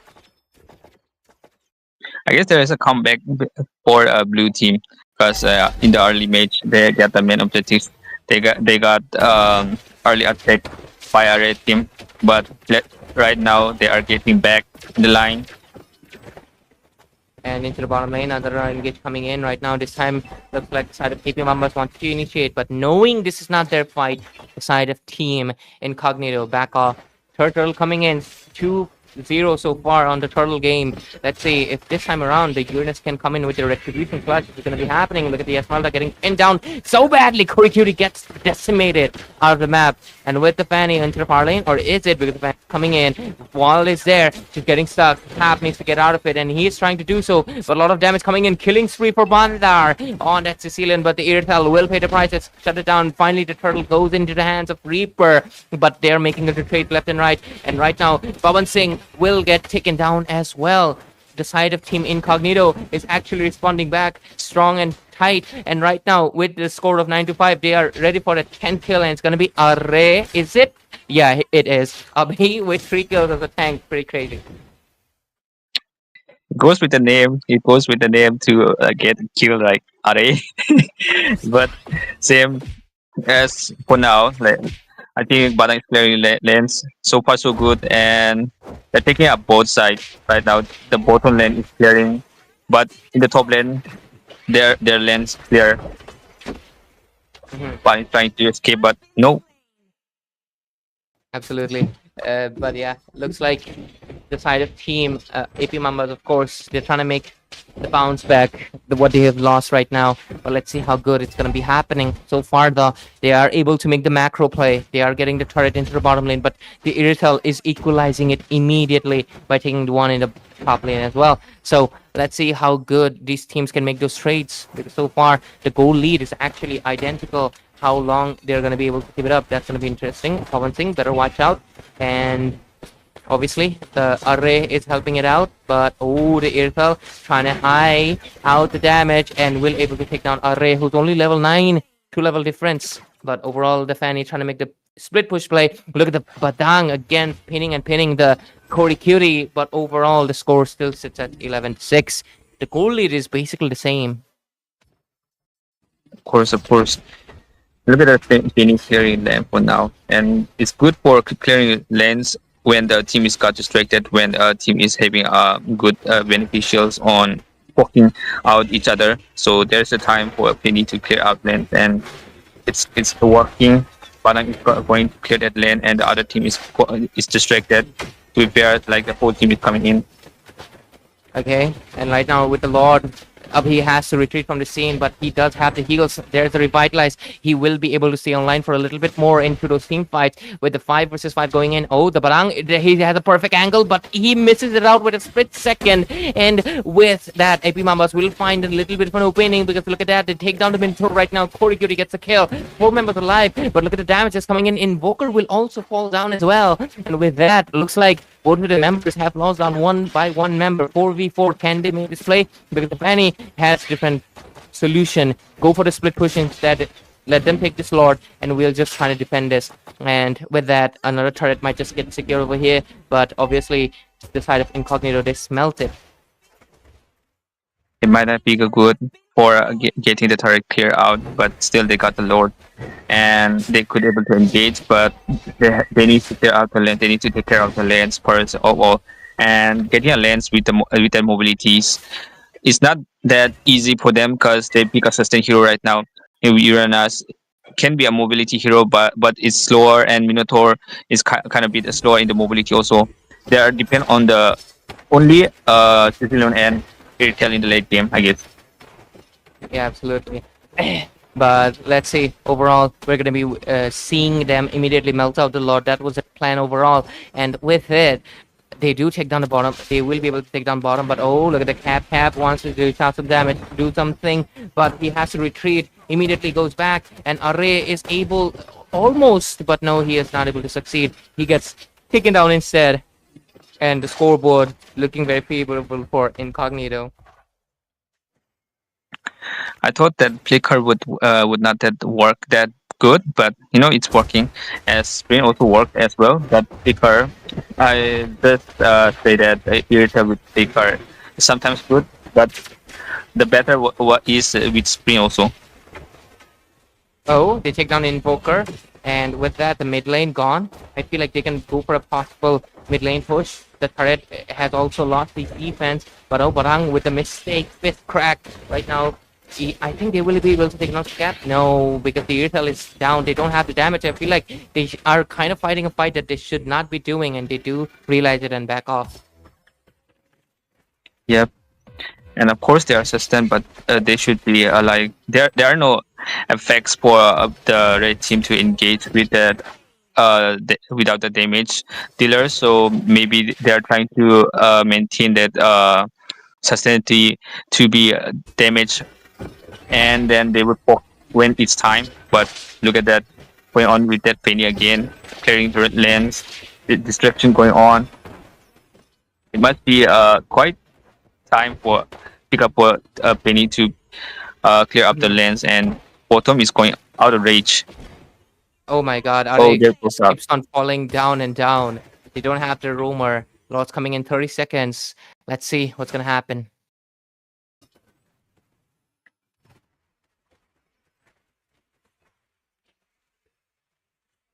Okay, the Penny goes in for a possible engage, but most likely will get taken down. Shane will just burst him out of there. 10 kills. That is just impressive. With 9 seconds into Lord, this is a free Lord for themselves. And Inhibitor doesn't have the defense anymore either. All of it is lost. Maybe Incognito can get the win in the bag for themselves. But let's see. This time, since they don't have a jungler, I feel like it's not recommended for them to go in, but they do seem to be interested to buy out some time. Can they do it? A lot of damage being dished out left and right because Cody Cutie is getting melted over here. There's the Feather Strike to just try to burst in, but oh, Invoker too stationary gets bursted out from the chain. And right now the Lord will also go into the hands.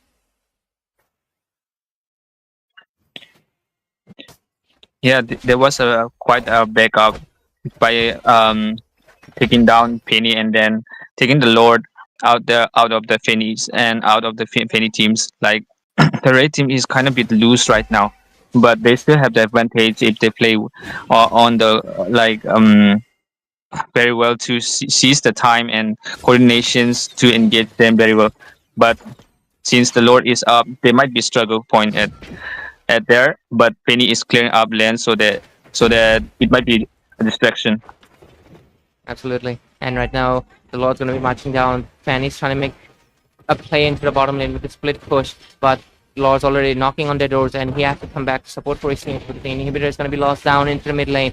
They're most likely going to go for a possible engage. The Granger is trying to dish out as much damage as possible, but the Lord already trying to take down their Nexus. They are dishing out a lot of damage. The Reaper is quite low, but the Minotaur comes in with the Minion Fury. A lot of damage being dished out left and right. Array basically surviving for just a little bit, but oh, look at the fist crack, a beautiful one coming in. They will be able to take down Cody Cutie and Cap immediately, and the Irithel is still alive, so that is a green signal for themselves, and they can still wait. They can still wait for the minion wave just to come in. There's a top lane coming in as well, so they might just go in for the base. The 3 members are alive. They're trying to defend it, but as long as they keep the minions alive, they can go in for the base. The base should be their priority, but let's see if they're able to do so, because obviously the side of team AP Mambas are doing their absolutely best to defend it. They are able to do so. They take down the Uranus Irithel.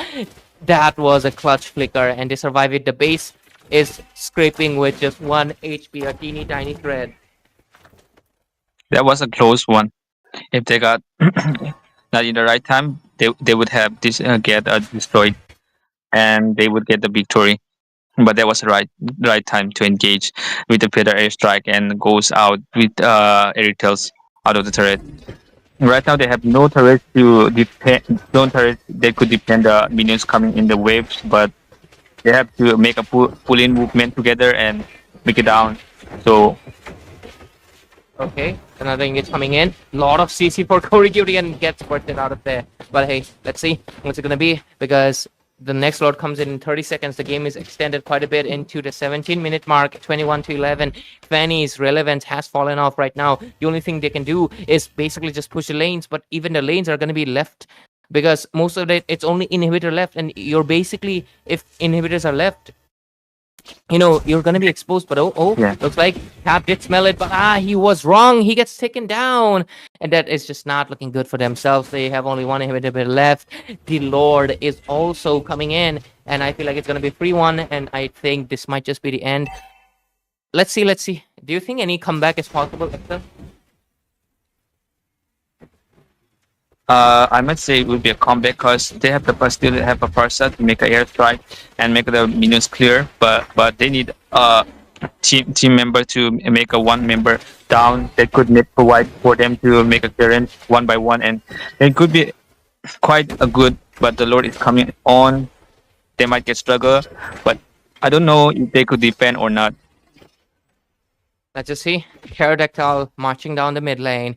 All the members are ready. Defenses being bought left and right. Twilight armor, bleed armor. It's going to be enough to stop the Irritals rampage. The Fanny coming in, but look at their knock-up coming in as well. Knocks up Invoker immediately. The Purify lands a little bit late. Overall, the Reaper goes in as well to dish out some damage. The Sicilian is also trying to dish out as much as possible. And they are getting forced back into the bases. The minion waves are coming in. Shane is trying to regenerate back with the lifesteal.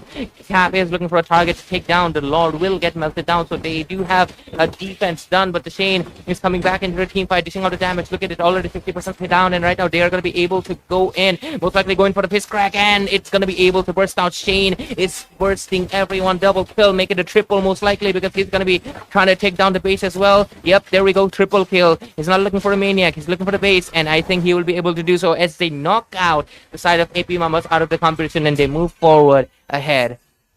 Axel, break it down for me. All of the continue gameplay going on right there, and from starting the blue team and the red team, the first of all, the first wave of a turtle, the red team has already got the turtle, but and yeah, I mean, lot has gone in this game.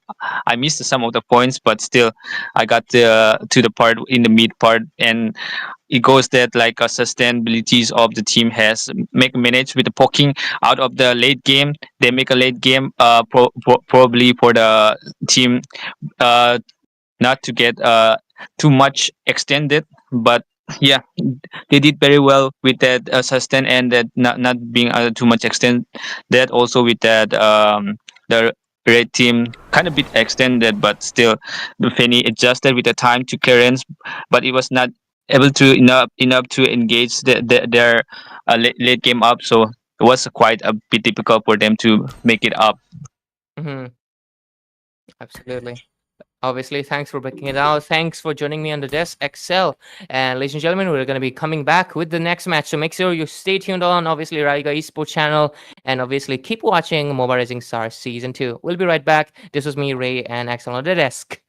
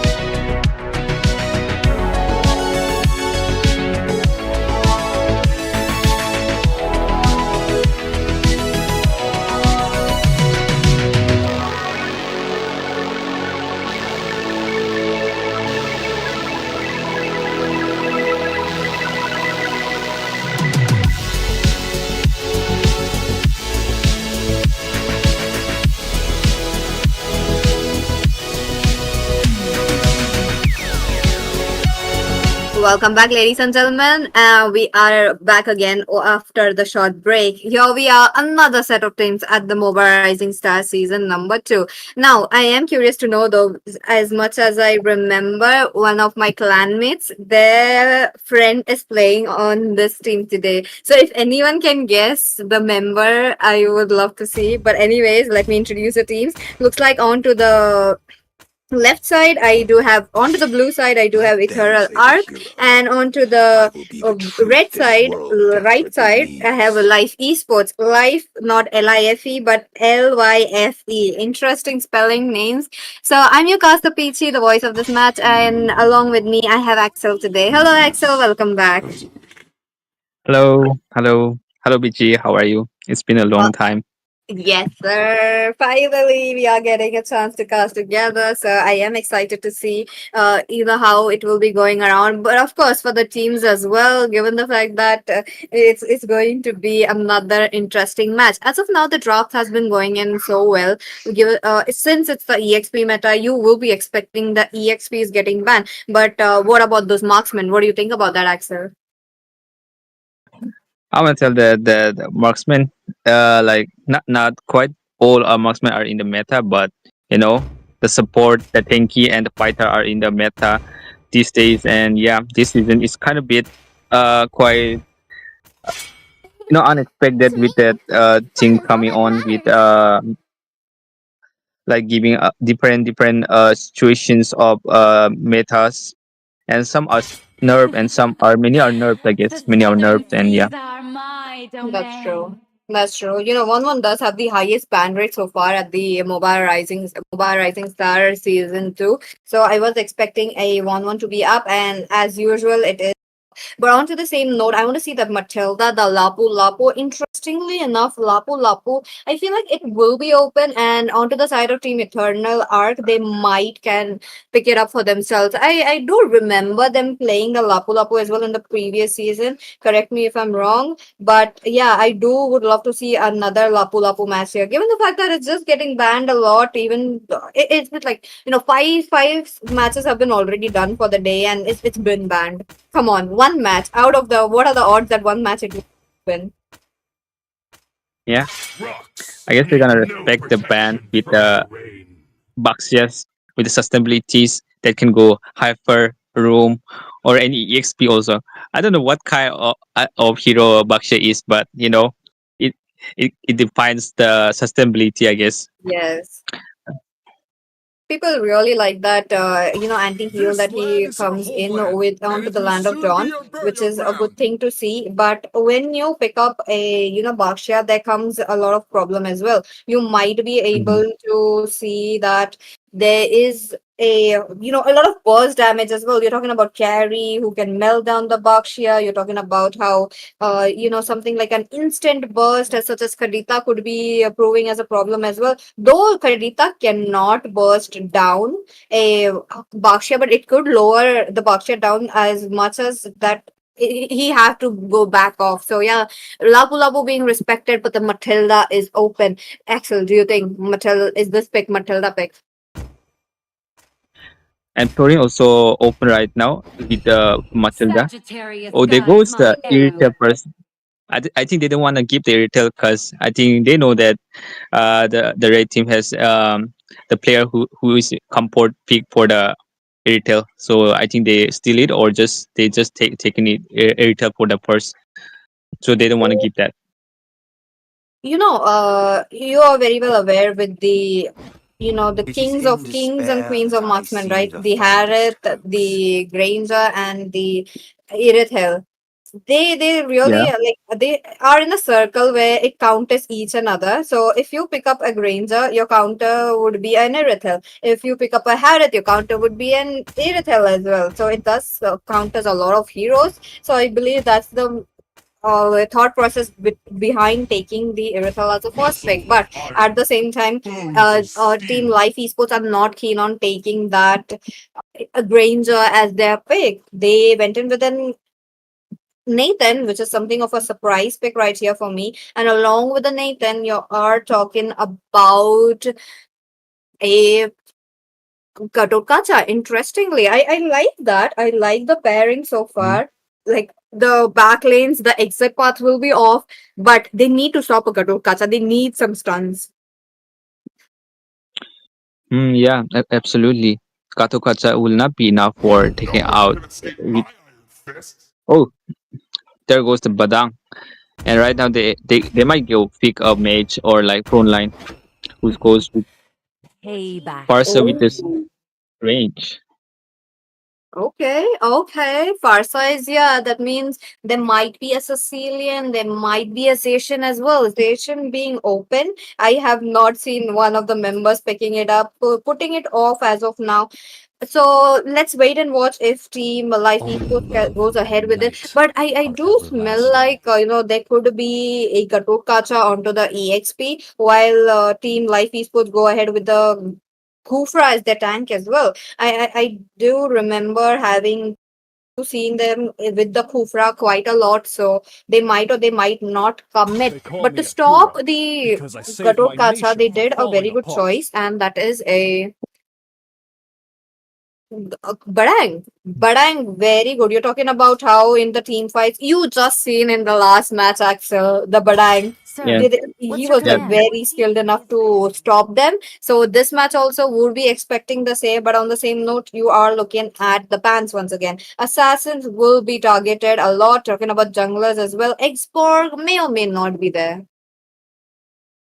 yep, absolutely. Export. I don't expect export like this in this gameplay, but I think they will go pick up some heroes. Like there are many open right now. I cannot even think about one or two or like that. But I'm still thinking about they will pick something that is gonna be vulnerable for the team. That's true. That's true. As of now, the draft is still going on. The bans are Let's still make going the on. You're whole talking about the world fluorine getting banned. You did shine. mention that it is also one of the good heroes, which might be open. So that's the same case. But one Also last ban. soon to Oh, my the power. Kufra. Ay, okay, they done their homeworks, which is a good sign, which is a good thing. But I feel like something is open. Something of a very good hero. The Hayabusa is open. Could reach up to the backlinks very easily along with the Katokacha. Does can burst down Farsa and Irithel as well with the Wiki Shadow kill. So maybe that kind of a scenario that I might be looking at. What do you think about that, Axel? Yeah, I might say it's good. But for the range attack for Nathan, it will be difficult because the Parasite might be quite pushy for uh, Nathan to go in to get Irritels. If the Parasite will try to help Irritel in the bottom lane or like in the top lane, it might be difficult for Nathan to go engage without the rumor. The rumor would be uh like I think the Gatot because Pobius cannot could be a roam, but yeah, sometimes Pobius could not be worked. Oh, blue. Oh, that's true. Phobias is kind of like a situational pick, but I feel like Team Eternal Arc had just given into it. They needed some that kind of a dashes. They had the dashes from the Earth. It's just but not very much noticeable dash they're talking about, such as coming in from the ultimate. But the Lancelot pick, it just changes everything. The Phobius will be proving as such a good pick, but now comes the problem for the Lancelot as well as the Badai, who will be facing the Wrath. And looks like there, since there's no Kufra, team went in with the Phobius as well as a Clint against a Irithel. Clint against an Irithel is just chef kiss as of now, though it is not a hero that is not taken up much, like as in it's not in the meta, but still serves its purpose. Mhm. And right now, I didn't expect Nathan to be in the gameplay going on hyper, but I guess they're gonna go with that gameplay to get like a good terms of range. But you know the range is out for the team because Airtel and Farsa could engage super offsides better than Nathan and might be a quite good. I don't know, but I'm still adjusting their pickups in my mind. So it's kind of bit. rearranging them to if they are good or if they're not bad. That's true. That's true. Let's see. Let's see. As of now, we are already into the land of dawn. That means the bets are closed. No more, no more betting. And on the same note, Axel, let me ask you one question. Which team does have the upper hand with the draft? What do you think? Both team has good pickups, but as mobility as a coordination, I do assure that the blue team has more of the mobility there to engage and to like to withstand the team fights.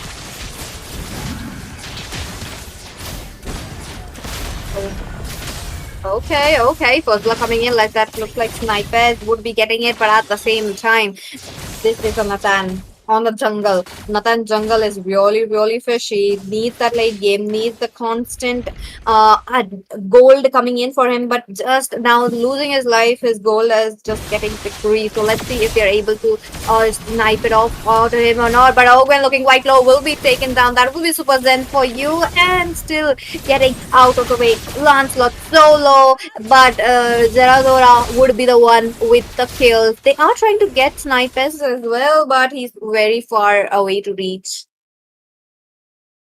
Early on with the 2 kills out of Promenatan also and with Gato Kachas taken down, they have a good page up to get the resources for Lancelot. And right now, the top lane has been initially with a good coordination goes out with Irito also. That is quite specific to change lanes and coordination, but I'm seeing there is better to think that should be not Nathan to be a hyper, but I'm thinking more or less they could take the turtle.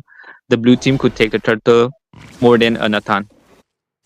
Oh, that's true. That's true. As of now, there's not much going around. While both the teams are looking forward for the turtle and for the rest, they're coming in for the turtle. Carlos are will be the first one to take it down. First neutral objective into their hands, but into the back lanes. He's still dashing away. Thus gets the risk, the Trident, and in a safe position. I don't believe he's in a safe position, but there is a Cecilia with a low mana, with a low HP. He would be caught out by Phoenix, who is a mega counter for him. But going around the same note in blue, looking quite low though. The curse of helmet is actually helping him how to survive, but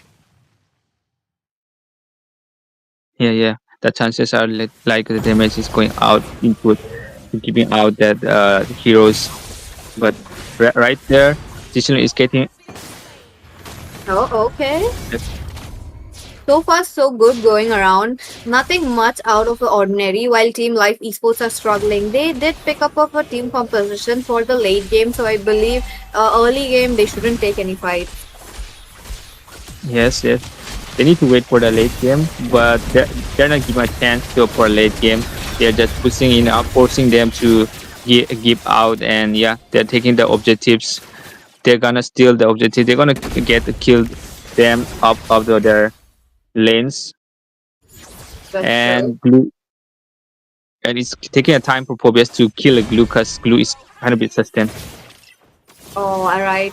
But at the same time, off camera kill, that was a 1v1 situation, and Irithel falling down into the hands of Clint. Not a good thing, though, not a good thing. But can we look at the itemization since this is just an early game and the game's just progressively quite fast enough? Nathan, okay, so far so good. Oh, with the Fury Hammer, like the Clint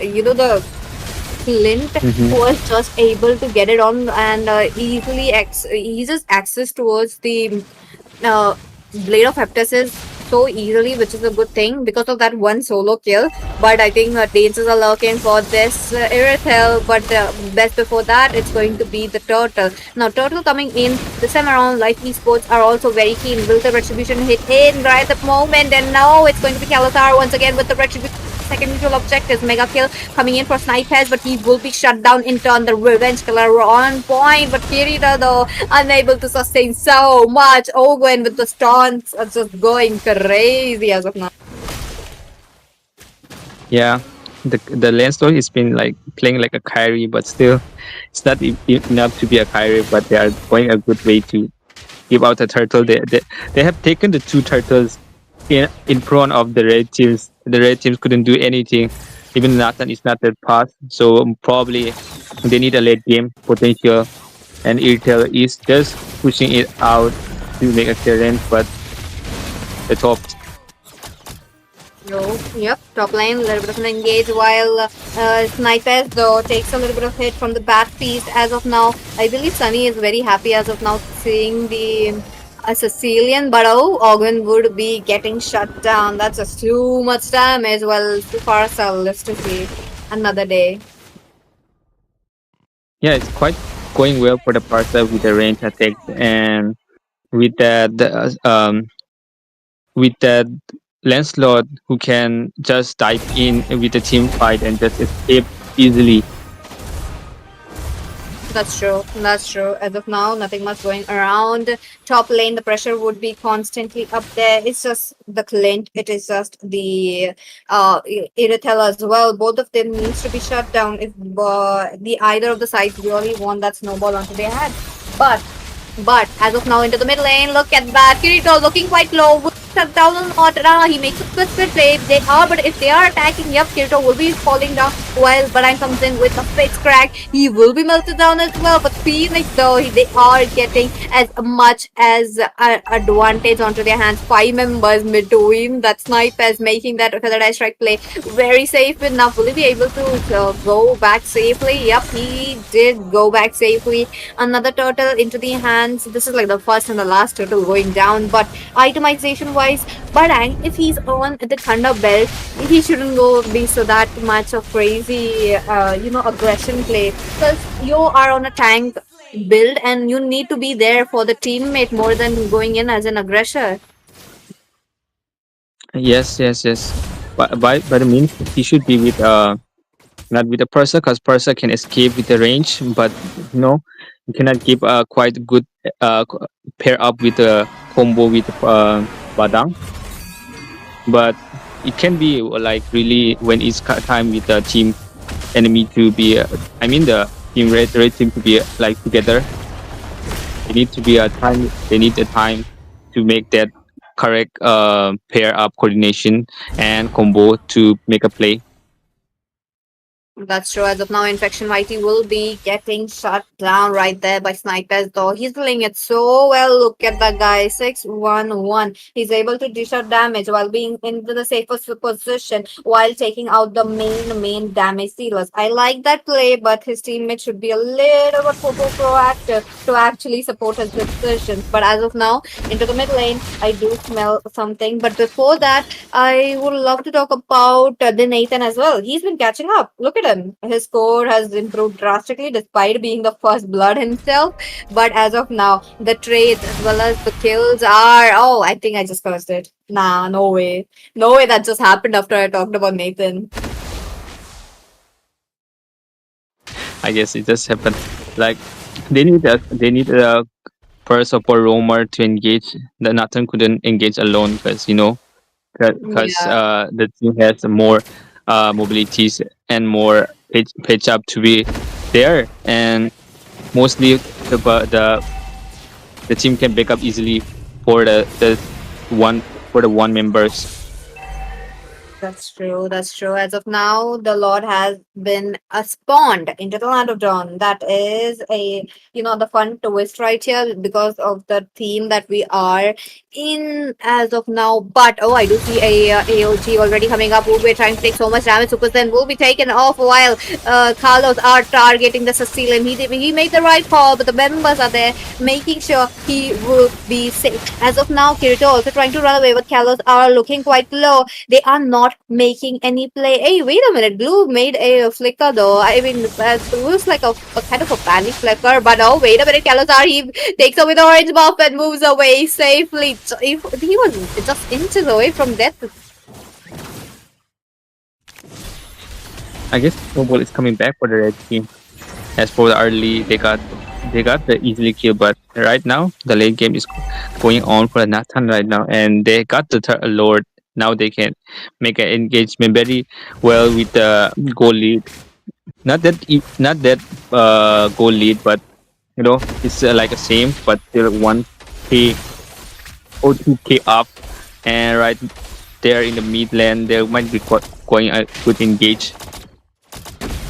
Oh, definitely. I want to see that engage coming in, given the fact that team like esports can still push it out. They do have the advantage of the Lord onto their hands. It's marching down from the top lane. As of now, into the bot lane, looks like Sicilian would be a victim to the hands of Supers. And along with Rise the Tyrant, now that is not a play that they should have been making. But at the same time, they lost third member as well. Is it going to be a wipeout though? They are losing one by one. There is 4v Katukas are still surviving to fight it out, but Kirito though with the split unable to deal that kind of damage. He does need the backup. Backup does comes in at the right time, but the team Eternal Arc has to focus on the Lord as of now. Also, the holy peel of the turret has been cleared out, so they might have a chance to get with the minions, super minions coming in for in the top lane. So it might be a good for beneficial to the team, right for the right teams to engage. So, but the coordination should be there. I mean, engagement True. is not going well for the blue team. For the guys, esports, they are trying to hold it off, but I believe a little bit of the micro decisions really affecting them, and this is what I was talking about. Looks like Team Ithera did lose their member. 1-for-1 trade does make it to 1-for-2. They kind of make it 2-for-2, but now that looks like Kirito makes a split play on to that infection. YT will be losing his life, making 2-for-4 trade, and Nathan abandoning it out all alone. Will he be able to do that? Is a split on there? Nah, he's on a chase. Superzen also being there. He's waiting it out and he's trying to make a play, but he escapes safely. It was a close call for Padang and Glue, because Nathan can uh, regain his life very well by poking out, and yeah, it is working for Nathan right now. I'm not that expected, but it's working for Nathan. Yes. Like team Life Esports really looked forward for the late game, and they are getting the late game. So there is a slim chance that they might be able to get come back. But okay, all the way with the EOG as of now, that would be missed out since the members have enough mobility to get out of the position. But Kelosar will be shut down before the Lord. Not a good decision. Along with that, the mage took down the mage. Team Life Esports, what decision are they going to make? Are they going in for the turtle? For the Lord or not? But if they go in, they should be going in though, because they are losing turrets. They are having a split moment with the Irithel as well.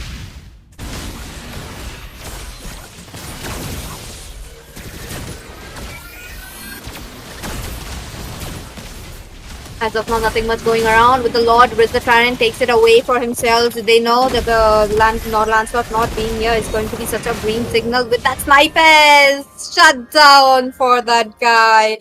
That was just not the moment for him. And that big amount of bounty on his head just getting down. What do you think, Axel? Will they be getting a successful defense with the Lord coming in? No, without the Parsa, they cannot engage, because they need a Parsa for range attacks, and now they got the Lord. They might get engaged forcefully there at the turret, because once they get the chance out of Irritels, there is no one to stop them to getting in.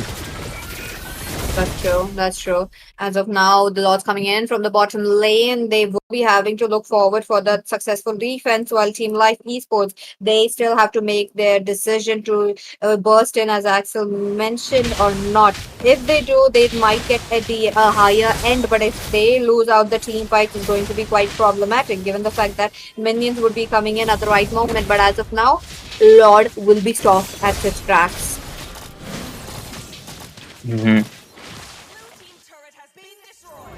Oh, turrets are falling down. I like that. Turrets are going down. But Lord already down. There are super minions marching in. That's the minion that comes in with the Lord. Talking about the same.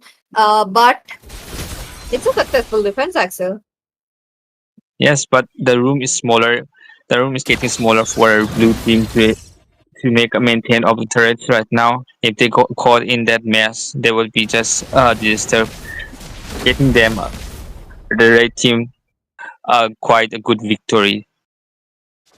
But let's see about they would just make a um, good fair coordination and combo or not.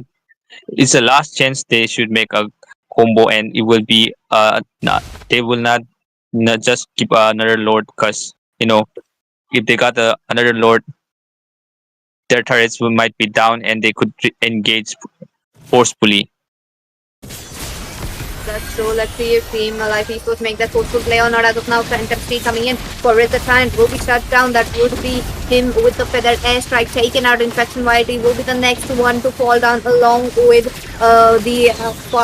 Sicilian as well. Taking so much damage, and it is a wipeout. Ferrex with an absolute domestic triple kill. What a man, though. They are pushing in for the minions, the turrets, and easy access towards the crystal.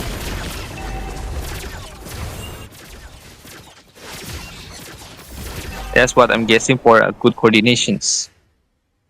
Yeah. A good coordinations and a good combo. They take a good timing to get that correct situation to attack, and yeah, they got it. The point is that they've been going out for providing for a team, but there was quite a lag, but they still got the time to engage very well and then wipe out the team. It was quite a push um for a red team to like getting in, but the slight chance had give them another chance opportunities to come back and win the victory. Definitely. The tables have turned. Like, given the fact that Team Life Esports really went in for the neutral objectives, such as a lore onto their hands, and yet losing out the game. That was such a sad moment to see. But congratulations to the side of Team Eternal Arc for winning up this round and moving towards the next. With that, let's take a short break and we'll be coming back with another match.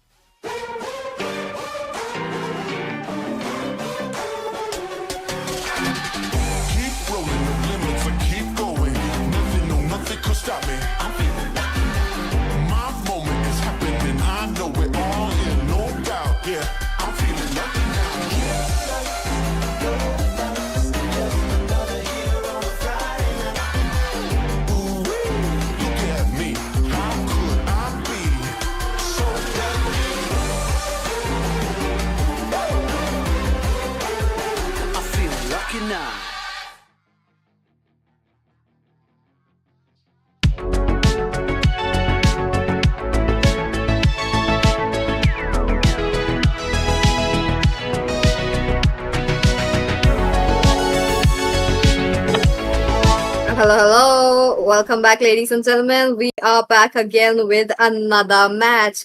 Looks like we have team C3 versus team Metaru. C3 Meraki. Okay, C3 Meraki onto the red side and team Metaru onto the blue side. Another good match to be looking forward for, given the fact that I do remember Super IMM from Celsius Esports. One of the oldest teams right here, so looks like they are coming back with another team. Nox as well, the mid laner. I do remember him, so I am curious to know what kind of a gameplay that they will be bringing today. But as of now, into the match, this is going to be Peachy, and joining once again Axel. Hello, Axel. How are you doing? Hello, I'm good. I'm good. I'm good. Just a little bit quite being good, but I'm excited for this match. And what brings Oh, me here is that the This gameplay would lad's be a whole also, as lot you had and already will said, that soon be a your people, burial your people, they're playing. Might be good.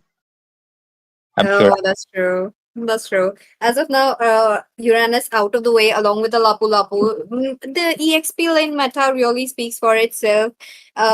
So eh, with that, I do believe we might be able to look at Phobia's ban as well. But on to the other hand, two more bands left. Maybe the one coming in from the side of Team Metaru, or maybe the Matilda. I'm talking about the Glue as well. The Glue last game, it was truly, so aggressive that he was able to reach up to the back lane so easily. So I do want to see something of that kind of a hero getting banned. On the same note, Matilda out of the way. The next would be Florian. Don't you think so, Axel? I might say it will be a Kadita also, but I don't know right now. But let's see about the band here from Zeni. Oh, Let's just wait for okay. the response. Yeah. That's true. As of now, nothing much on to the band section. Talking about the same Kalia out of the way. Kalia is done. That means the team for potential that the C3 Meraki are looking forward, they just want to close it down. As much as I remember Super IMM, he's much more into those, support as well as pure tanks as well. Maybe we may be able to look at a Tigreal tonight if the team composition on the enemies speaks out that they are too aggressive. But on to the other hand, what could the other tanks that we might be looking forward tonight, Axel? Hmm. The things probably for me support is already in the meta, so the things are not that quite good for this. Sometimes it goes well with the tanks also. Sometimes it goes well with the support. So both have their own sustainability. But for me, as I had already mentioned, that some are in the meta and some are out of the meta. But you know That's true. Yes. the meta speaks for it. Yeah, true. So I do want to see something interesting coming up from the side of Team Metaru. I am not, since I've been looking this team after such a Mhm. long time. I do remember Metaru. The last time I've seen them was around like January, I believe. So with the meta changes and all, so I am curious to know what kind of a gameplay that they will be bringing to right. And with that, this is going to be a tanky gameplay. So Rafaela and the fluorine could be such a big thing in this game. But what do you think about picking up a tank along with the tank, though? Or maybe is this a Baksha roamer, Axel? Hmm. If Baksha, it would be a Romar or EXP. They they might go for the Sicilian, or they might go for the type of heroes which are range mage or MM also. But they don't want to give Padang, I guess. So the red team of C3M is picking Padang out from them. Oh, Kimi. I forgot about the Kimi. Kimi is in the meta, clinging on Yeah. to with the metas, and yeah. Kimmy, very good mid laner coming in right now, given the fact that her potential with roaming around the map so quickly with the mobility that she has works very well. But as of now, two more picks left onto the side of team Metaru. What are they going to go ahead with? I do believe this might be a Rome Bakshia, but if this is a Rome Bakshia, the Matilda, oh, Matilda is banned, so no more Matilda. But team P3 Meraki, what are they going ahead for? Oh, looks like this Joseph wants to go with Zation though, against a Kimi. Every bullet of mine is a gift for you. Yeah, but for Zetian, Badang might be quite uh, annoying because the piece crack will just make him make the Zetian to get engaged in the team fights. But let's see about that how they will play in the gameplay. That's true. Execution also matters a lot in this gameplay as well. As of now, Granger onto the table. That means we might be looking at an Irithel very, very soon enough. Or if team Metaru bans it up in the next phase of the ban, they might be getting an easy time. Oh, but that's not the case. Looks like they don't want to go in with an absolute counter. They are going in with a Harrod. One of a very good hero though against a Granger. I feel like he might be having a problem with the 1v1, but the mobility with that mobility that the Harrod has, is going to have a easy Mhm. time. So I want to see how he's able to get on with the damage right from the early on. But this Kimmy is gonna take a little bit of a time. You're talking about a time such as after the 7th or the 6th minute, she's gonna pop off. I like they have a poking two mage heroes Yeah. there, the C3M, and with that crowd control Zetian over the blue teams, and the poke marksman of all the time, Grangers. But for eventually Baxia need to get engaged very well out of from Badang, or he might get trapped in that Badang piece crack and met by those two Kim and Harit. That's true. That's true. As of now, bans going in quite aggressively. All the tanky bans out of the way from the side of T3 C3M. But Metaru, what are they going to ban off? They do have to ban off jungler though. What about a Ling? What about the Lancelot? Lancelot being buffed this patch as well is just a indicator that many of the players today, we have seen like 2 to 3 Lancelot coming in as well. So I am curious to know, is it going to be a Lancelot? Is it going to be a tank? Or is it going to be a Xbox jungle as well? That's quite a high possibility that we might be looking at a Xbox, but only time can tell, Axel. Hmm, the only thing I could expect is that they could pick a Tiger, or they could pick a. It's good. Tiger is good, and with the meantime of that, they could pick also uh Florin also for support with that damage of any hyper. They could like Ling. Ling could be perfect in this match. Oh, Ling, agreed. Ling would go easily at the back lanes. He could deal that kind of a damage coming in, but as of now, let's see. Let's see. Is just going in quite aggressively. I was expecting an Xborg, and oh, they locked it in. They're going in quite a time that they want that lane. Sorry, not the lane, but the damage onto the land of Dawn. The true damage of this Xbox is just going to be such a chef kiss right now. So I am just want to see how much potential Xbox can go into, like into the backlanes, trying to get low, trying to lower the HP from this Granger, because he's gonna be the main threat. I shall sweep away all evil. Lanes.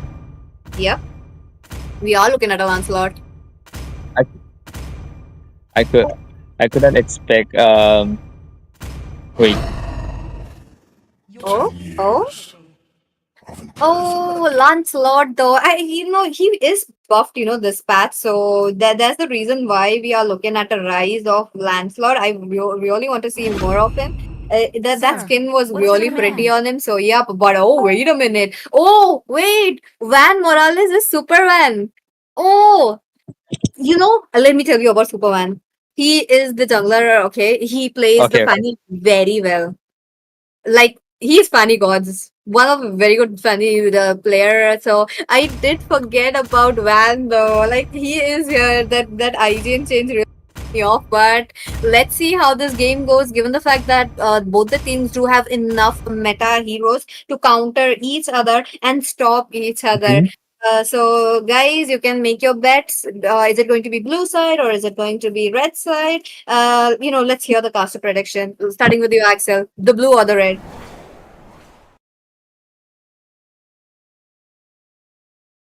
I'll just swipe up to the game and talk about the game play. Okay. With the starting, who would be in the first blood or not?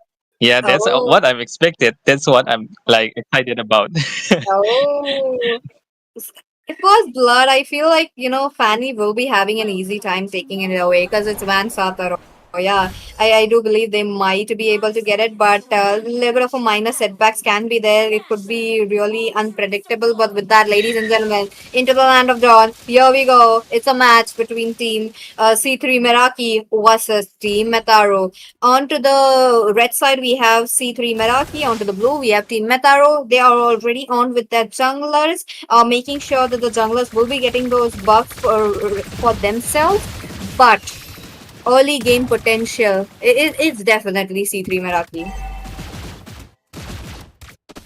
hmm JTM might be in trouble because Fanny has has a dive in cables to get in turret or any moment to get in um, Ranger and Zetian.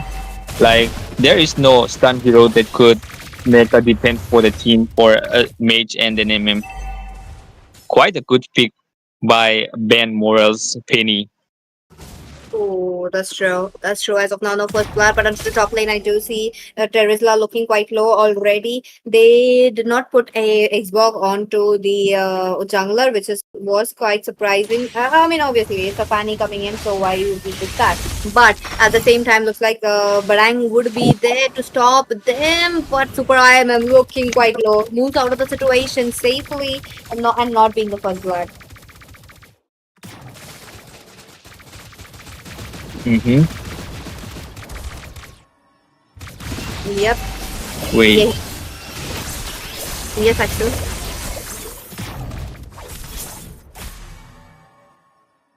Oh, this is what I was talking about. First blood potential is there coming in from the side from Fanny though. Van Kataro. I mean, come on, it's a Fanny. How can you not take the first blood? But as of now, the turtle is up. This turtle, the first turtle, Axel, is it going to be team C3 Meraki or Metaru? For me, like team Ben Morales, because Relic has been up with his red buff now. Right now, it's quite a late for him to come in the team fight. Yep. The damage potential is there from both the sides. Okay, Zacian, I feel like this vision that she is going to be providing with the Phoenix Fury is going to be spectacular. Trying to reveal that, but oh, into the bottom lane now. Too much damage that Damien is taking. So flicker there, but he comes in with a fist crack super iron and thus compensate for the kill, while the Zacian as well as the Boxia are trying to get a kill onto the Harith, unable to do so, but they did find a trade that would be the Nox. Yes, of course, and it was a quite good move, but still the Harry get in a turret and then engage out of him and out. It was quite good move. He escaped. That's true. Look at that. Zany looking quite low. And on to the other end. That is a mid lane. Oh, wait a minute. He does catch caught, but this Xbox comes in at the right moment with Super IMM almost popping off that damage. They all leave unharmed and looks like C3 Meraki having that upper hand. Oh, one shot away and Teasen would be the next as well. He has to move out. Harrod though, he's gonna face the wrath of this Lancelot coming in. He does have the passive shield to help him out, but Ralik, oh my, Super IMM, not Super IMM, but Van Sataru, look at that guy. Oh no, the turret damage. I mean, there is no issue for Harid because he didn't need a tank to lean on, but he can coordinate, like Badang can coordinate very well for a team fight. And Granger is quite taking a leg here because in the bottom lane Harid is dominating from the start. Right now, Thursday is kind of a bit confused to go in because Expo is going out in and like disturbing them. That's true. That's true. As of now, look at them. They are going in for the purple buff of this Rally, are able to take it out onto their hands. They are trying to make sure to get the damage onto their hand. But at the same time, the Lancelot did lose his purple buff, so that's not a good way to see. But will they be able to take the turtle? Man, Satoru doesn't have the retribution, while Ralik does have the retribution, so he's gonna have an easy time. And Team C2 Meraki have to let this go away. Of course, if it doesn't like use the retribution, it could be quite good. But he used the retribution early. I guess that's the thing that Penny couldn't get a turtle, and the Lance has a good advantage to take the turtle because he got the retribution. For a Granger, it's quite getting a quiet moment for when the team is distracted. The Heart is getting push up in the mid lane, but Granger is pushing up in the bottom lane. That's the side changes up there, and look at that. So much damage. That damage is just crazy going as of now into the hands of Team C3 Meraki. Look at them into the mid lane. They do runs. They're trying to take away Rana. The Zaman Force as well as that classic insanity. Joseph will be melted down. Next would be the Baksha, of course, and the mid lane. The final act. You know the problem is that the roamer has to choose one heroes, one lane, because mid lane cannot defend itself because they had no stun heroes, so the roamer has to choose only one, and the Granger is getting out of lane by Harid because it's quite good pick up for Penny, and Penny could come in, so it's very precise picking up heroes. It goes very well with the with that coordinations and above all the everything. That's true. That's true. As of now, the teams are coming in trying to take away as much as creeps as well as the advantage onto their hands. C3 Meraki obviously on being the highest in the leaderboard as of now. 8 kills with 21,000 gold onto their hands. The goal is really coming up high. You're talking about 5,000 gold lead. Along with the gold lead, team Metaru have to make sure that this Granger is well protected with that last turtle in. What is it going to be? Is it going to be Radic or is it going to be Van? Oh, wait a minute. It's a very close call onto the damage. Radic will be picking up the turtle with his retribution, but in that moment, he will have to lose away his life along with the Granger. Will they be going in for more though? There is Joseph looking quite, out of position as of now. Zaman was dropped in for the same. He's melting down the Bakshia all alone. Flicker play coming in while Zenny, it's not Zenny, but Joseph tries to make a play. There comes the Teresla, unable to stand. It's just a little bit out of the way. Joseph gets melted down. That's the cutthroat you're talking about. While, close call. But he succumbs to with the turret dealing so much damage. Yeah, getting in position and extending quite good, but it comes to the consequences. Yeah, the Penny got that punishment. That's true.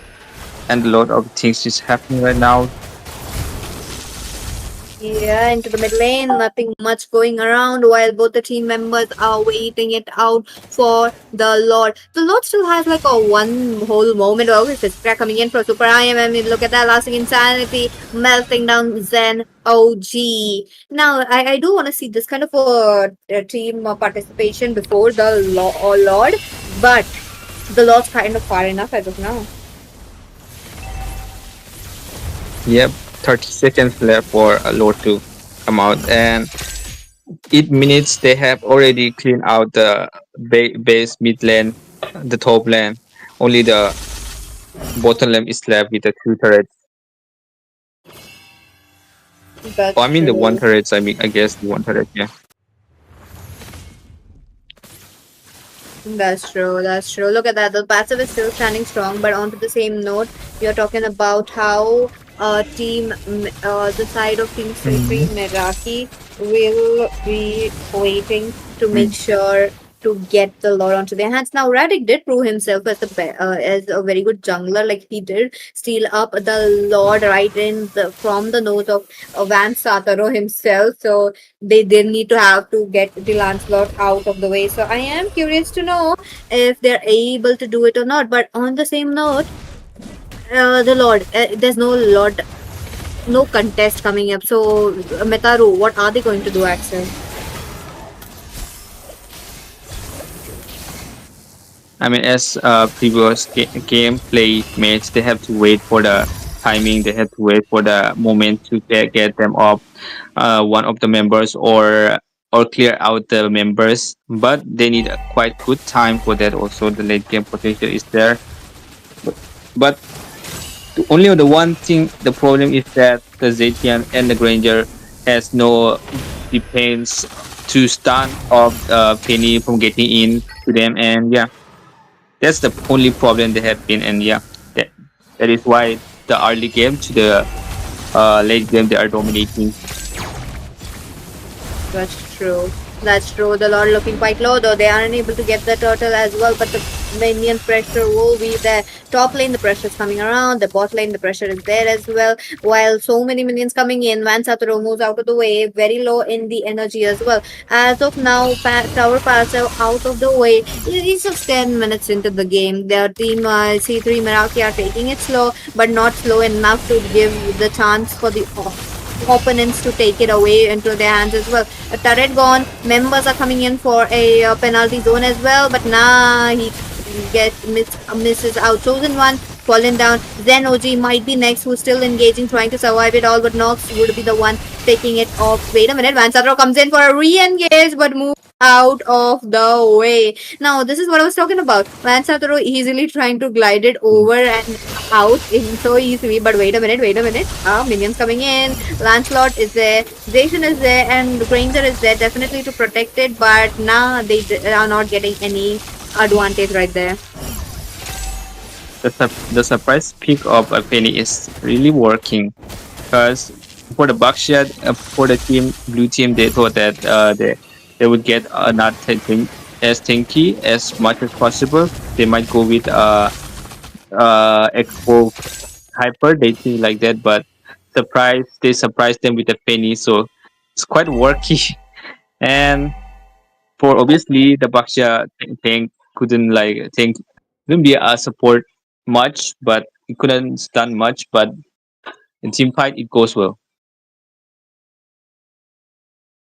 That's true. That's true. As of now, nothing much going on the map. While there is some inhibitors off, that means the minion pressure will be there coming in. I really like how Harith is there at the bottom lane, making sure to put that pressure. But Team C3 Meraki are looking forward for the Lord. 15 seconds left. The score is in the hands of Team C3 Meraki. While team, there is a goal disparity also. You're talking about talking about the goal difference. You team Metaru really have to cover that goal. They really have to make sure to get a contest on this Lord as well, because if they lose this Lord, it's going to be such a grave problem for them. Of course, it will be a great problem, because this Lord quite impacted the turret or quite impact their team. That's true. That's true. Look at that. The fight coming around. Looks like Zenoji will be the first one to fall down. This Harris is fully farmed up. He's able to dish out so much damage. Fanny goes in but loses the life season in a sliver of HP. But will Harris do the deed? And yep, he does make sure to get the kill. There is Radic trying to get out of the way. He did manage to get it out of the way, but the minions are coming in. Cannon minion from the top lane, from the bot. There's a whole big minions. You're talking about this, the super minions, while two members are here to trying to protect the crystal. The base is getting targeted on, and this is for sure Team C3 Meraki winning up the game. Oh my god, that was a good gameplay. Breaking down from apart from the early game, Baksha had to choose out which he had to decide to protect the mage or to protect the great MM, because they have no stun heroes, so probably they need to protect one of them. It was not a good pick for Baksha to go in the roam and surprisingly pick up the penny. Gives an impact, and they didn't expect that the penny would be coming, but it works. It works better confusing them with expo and then picking up lately penny is quite surprising. And from a start it was quite a good, but at the late game the gap was there with that coordinations was not there with of Baksha's. Granger has been in trouble, and Harit has quite gained a lot of gold. That's why it get melted easily with that things, and page up with that itemizations and able to make a lot of damage for the team and support the team in a way that a team also gets a lot of goal and the main objectives. That's true. That's true. And what a game that we just seen. And with that, before I go, I would love to give shout out to Rimuru, of course. Ryul eats melon. How many melons you wanna eat, Ryul? Kaushik, Upanika, I do see a lot of names here. So thank you guys for staying with us. I hope you guys enjoyed the last match as well. We still have one more match left. Don't go anywhere. We'll be right back after a short break.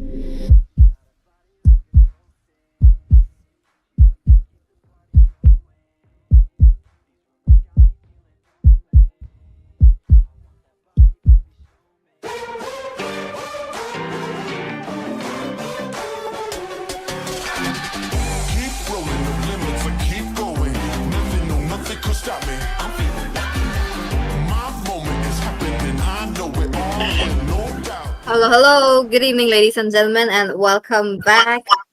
And a good morning to you, Apostle, and welcome to Rayuga Food. Welcome you here. It's such an honor to be here with you. And let's start with how are you feeling today? Thank you so much, first of all, for inviting me. It is actually a great opportunity that you guys brought me here. I'm actually really excited to be casting this tournament. I'm looking forward for the teammates.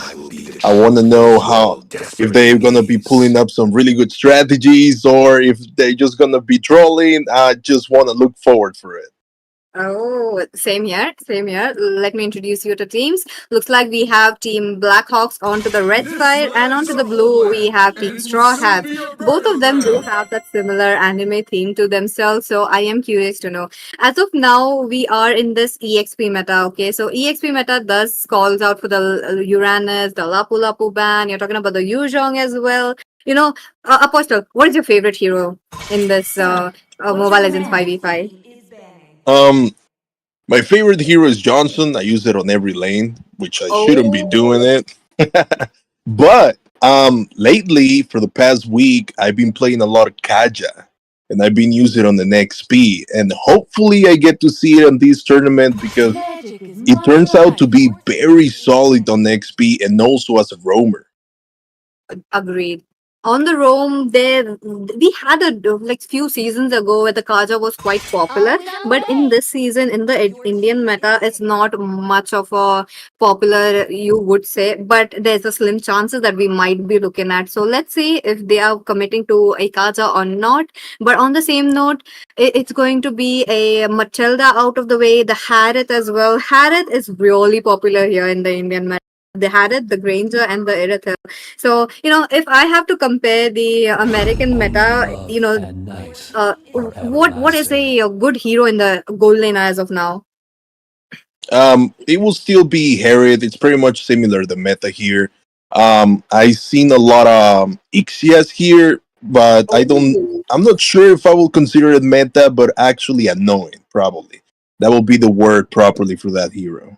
True, that's true. Like the global ultimate that she has, the area that it covers is just so much, and plus the little bit of a buff that she received with lessening the cooldown of her ultimate is just such a nuisance. So it's same here in the Indian meta as well. Russia has been introduced. There's just only few teams picking it up. But as of now, Harriet out of the way. That means the introduction of a Granger might be here, or maybe an Irithel. But the mages are here. The mages looks like Team Straw Hats are looking forward for the late game. I really like how the Sicilian has been introduced for themselves, but now they need to move ahead with the junglers. For the junglers, I do believe the early game junglers work very well. But what about you, Apostle? Something of a jungler. What kind of a jungler you want to see in this match? I'm really fan of Lancelot. Hopefully, I'll get to Oh, see it, but seems to be we will be getting a jungle Akai if I'm not sure. oh, most Yeah, likely. Yes, it is a Akai onto the jungle with Gaturkacha most likely going towards the row. Whenever you see a long range mage on your opponents, it's a kind of a trend in here to pick up a Gaturkacha. I really like that hero. The fact that he's able to cover the backlines trying to disrupt your position, but at the same time there's a lot of shortcomings to him. He can be easily overwhelmed. As of now, there's no hero onto the other side to do the same, so I do want to see it, but there's a high chance of an assassins from the other side. Don't you think so, Apostle? maybe maybe a hero that can reach the backlines. Ooh, Yep. that's actually not a bad idea.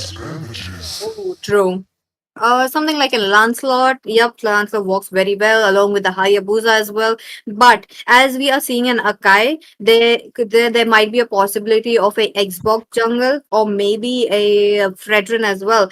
Fredrin is just like a kind of an evergreen hero, but at the same time he's kind of situational. So whenever there's something of a squishiness on the other side, people tend to pick up a Fredrin. But back again to the banning section as of now. Four heroes left. What is it going to be? Any guesses, Apostle? I see Granger still open. He might be getting banned soon. Oh, Um, hopefully. let's see. Let's see. See, May the blood of my Mean enemies Sitar. slow my spear. Probably there's gonna be a Lancelot after all. Oh, highly possible. I think you fall. I do want to see that kind of a composition coming in, from the side of team Blackhawks. But banning of the carry, it just shows that they might go in for another tanky pick as well. Fovius is still open. They do have a little bit of a dashes along with the Uranus as well as the Kufra. They might go in, but no, laying out of the way. Oh, they're kind of underestimating the Akai jungle though. They are not aware of the Akai jungle. Yeah, I can see that too. Hmm. So let's see. One last ban coming in. What is it going to be? Maybe an assassin. I feel like because the jungler really in this meta in this Indian community there is The an immortal emphasis one of the shows me how to assassin vanquish the junglers a shadows and lot, and plague many this people are realm. very well versed on how to play. So as I called it, so you out of the way. That means there is a possibility for a Xbox or maybe the Lancelot, but I do want to see the Lancelot though, because Mincita's out of the way. The dash heroes are like a thing, and they can actually get a very good chance here. But what are we expecting? I What is it am going to be? Oh, vengeance marksmen's are here. So, Moscow. I can see that. yep, Hmm. Moscow looking good. But what about the counter for the Moscow? That's actually might be a trouble when it comes to the Gata. He's gonna be eating a lot of damage too. But I'm still thinking that they ban Mincitar and they also pick Kufrat, so like that they can get rid of two counters at the same time. Um, I really want to see Lancelot. I don't know. I'm really invested on this. I'm so excited. Ay, ay, ay. Okay. Okay. There's still one hero left. They need a jungler, so we might be able to see that. But to actually get a good counter of for the Moscow, see, whenever you see a Moscow, there comes a problem that you may expect a Moscow in any lane, and then you have the Spear of Destruction as well. His ultimate to make sure that he jumps into the back Bloodshot, lines, and flowers as a will poster bloom. calls it off, it is going to be a Lancelot. Looks like his favorite hero is gonna be here finally. And what do Oh, you think about that? I'm so happy to see it now. The only problem is I can be really picky when it comes to Lancelots. I am expecting a lot from the Lancelot. Oh, so let's see if this Lancelot lives up to your expectation. And should I place your bet on the red team? Mm, ay, ay, ay. Uh, it just I seen Irritail cause problem to Lancelot before because of the movement she has. Especially with those emblems, one basic attack and it will be harder to hit with the second skill.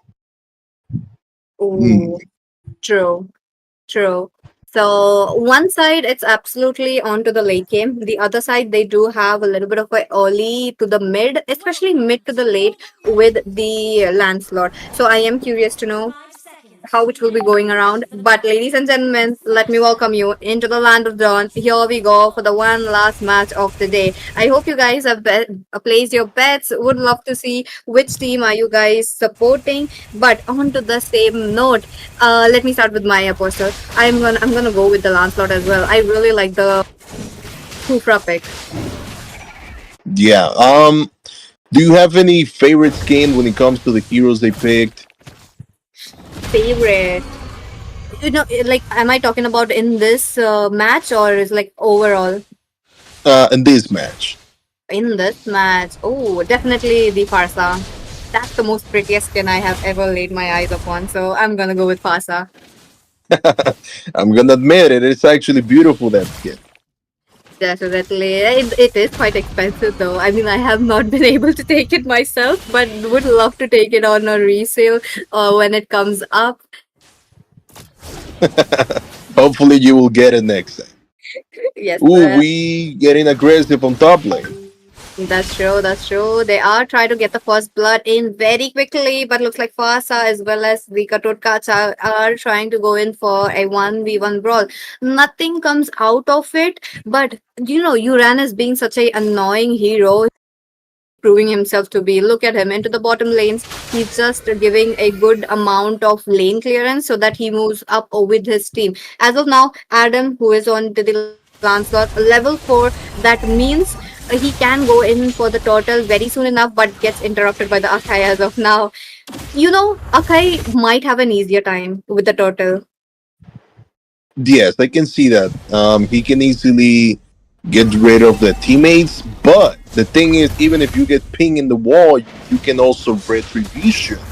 So if he manages to ping the Lancelot close to the turtle, Lancelot might be able to still retribute on the turtle though. That's true. That's true. The Akai's ultimate is going to be a little bit of a annoying for the Lancelot, but as of now, Lancelot just recovering his buff. Oh, heavy spin comes in for this along with the jumps from the Kufra. Look at that first blood. That's going to be Uranus around the turtle. AOG coming in, two-man flicker. That is how much Katukasa can endanger you. But Adam looking quite low will be taken out. Easy turtle for the side of Team Straw Hats. They are playing it aggressively since they got the most trades as well. I didn't expect the Lancelot to die there. Ay, ay, ay. He wasn't. I didn't either expect the Uranus to be the first blood. I'm very surprised about the movements that the team are doing. Um, it is actually exciting. Everything is unexpected. That's true. That's true. As of now, there might be a little bit of the pressure onto the top lane. There is an Irithel farming up easily. You're talking about how Lancelot getting cornered out as well. So Lancelot's gonna have some problem. Let's see. Let's see. As of now, if he's able to jump in or not. It's just the early game. Lancelot might be needing a little bit of items before he can actually make a play out of it, since it's early game. But them going in too aggressively and taking away the snowball is going to be a problem into the mid game. So let's see if they are going in or not. Oh, looks like the taunt Wolf missed out, while Super Zora looking quite low. There comes Kufra, not able to connect the jump. As of now, it's just okay. But top lane, wait a minute. Heavy spin for this. Moscow will be safe, but for how much longer? Yeah, I can see that they've been pressured on top lane for the past minutes. No gank at all on XP. It's something that pretty much expected. Nobody likes to gank XP lately, right? Yes, like the most ignored lane so far. And on top of that, let's not forget the mid lane is the most ganked lane coming in. Like during the mid to the late game, there's much going around, but a little bit of a late initiation. Looks like Lancelot finally able to get a kill. AOG dropping in for him. He's trying to get out of position, looking quite low. Chubby Hubby would be the one with the kill. Now, Lancelot going in without his teammates and coming out dying is definitely a problem, and in turn losing up the total as well. But I do believe Akai is at the top lane. They might be migrating towards the bot very very soon enough, but getting interrupted. Look at them. Team Straw Hats really want that aggression. Look at that. Argus is just split pushing. He's just not gonna, like, do you think there might be a chance that we might be looking at a backdoor moment? I actually can see that since Uranus is pretty much ignoring the lane lately, and Argus is gonna be farming on bot lane. But where we have an intense fight there on the opposite turtle, Oh, little bit look like. yeah, Kufra is gone. Yep. The team decided to retreat. That's actually a smart move. There's already a money gap. Actually, nah, it's only like 800, 900. Oh, never mind. We're starting to catch up. That's true. Turrets off. That means pressure is going to be quite high. But wait a minute, Lancelot trying to go in, missing out those kills. This is going to be a little bit costly, given the fact that Turtle is up. Turtle being up is let's see if they will be able to catch up with the goal. Lancelot can go in, but he will be interrupted by Akai's ultimate, so that's not an option that we are looking as of now. So they need to rely on their Moscow very much. They need the late game for the Moscow to get the damage, to deal the damage as well. But oh, wait a minute, into the mid lane, look there. Dropping in, doesn't connect there very well, but before that airstrike from the back lane, this fast is making sure the members will be low, but now Yoru will be taken out first along with the tanks. Tanks for a tank, but Uranus unable to tank so much damage. Wait a minute, even though the Sicilian is low on mana, still dealing that damage. This team fight was purely onto the side of Team Straw Hats, who are on the blue, putting in quite aggressively. Is the Akaya problem, Apostle?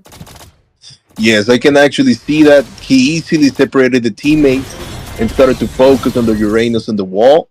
They easily got rid of him and they started to continue with the Moskov, and it was insane how fast they got rid of the Moskov too. That Moskov needs to keep a little bit more distance because I can see that they're gonna be focusing on him really soon. Definitely. As of now, turret might or might not. Oh, wait a minute, Lancelot though. Will he? Oh, almost. Almost, but he's stuck though. Is he stuck? Yep, he is stuck. He's Yeah, gotta he get gets out. stuck in the wall. Gotta get out of that position, unable to do so. That was quite sad. At least he tried to get out. Yeah.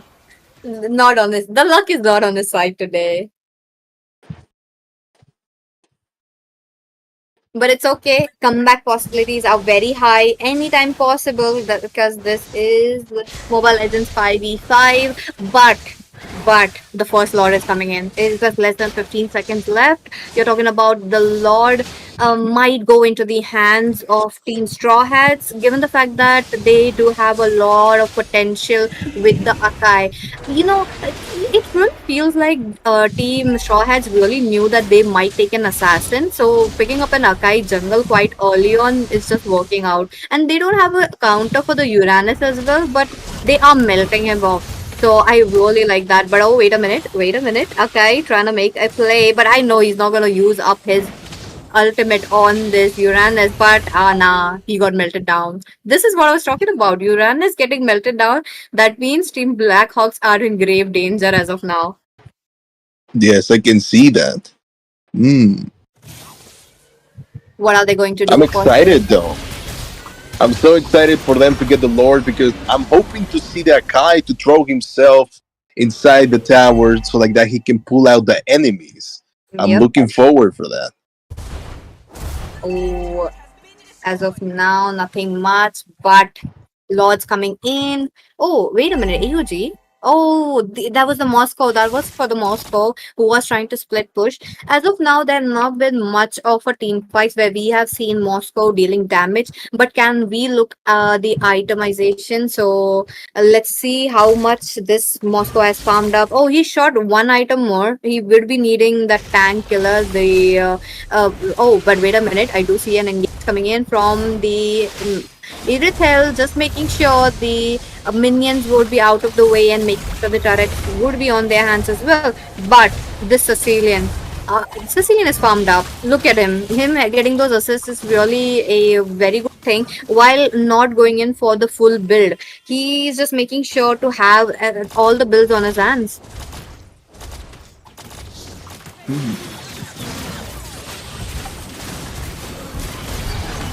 Wow, look at the damage of the marksman. The Irritil Yep. did a lot of damage over there. That's true. The critical damage, though, you're talking about the Irithel getting a very easy time with 304 really says a lot. That means Irithel's gonna deal a lot of damage, but oh, the minions are dropping in. What is it going to be? What is it going to be? Oh, wait a minute. There comes the feathered airstrike targeting the Irithel as of now, but Layu will want to fall down along with the Kufra. The Irithel will be shut down. That is a good thing. That means they can defend the base, but the minions coming in. There's a cannon minion in. The crystal is quite open. What are they going to do? Look at the Argus though. Look at the Argus trying to target down the base, but the minion ran out. The minions are coming in as well, but they are very low. Oh, they couldn't They fill were the base. so close. Yes. Ay, ay, ay.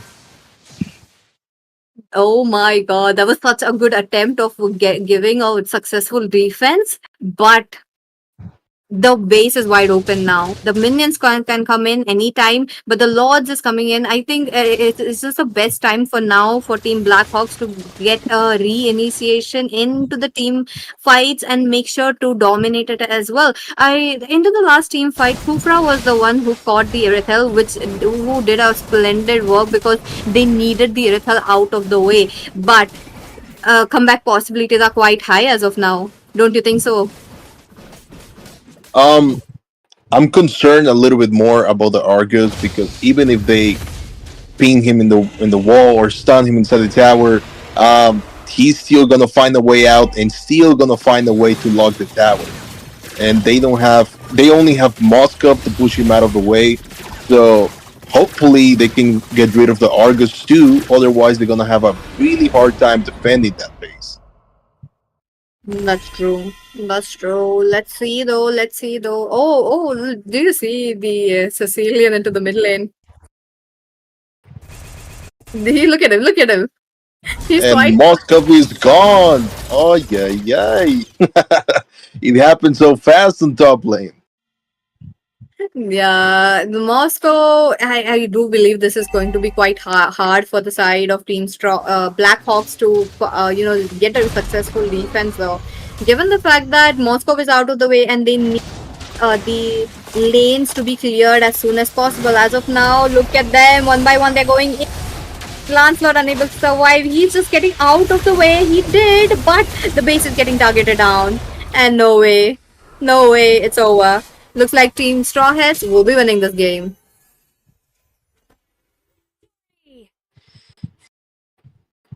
And Apostle, what do you think about this match?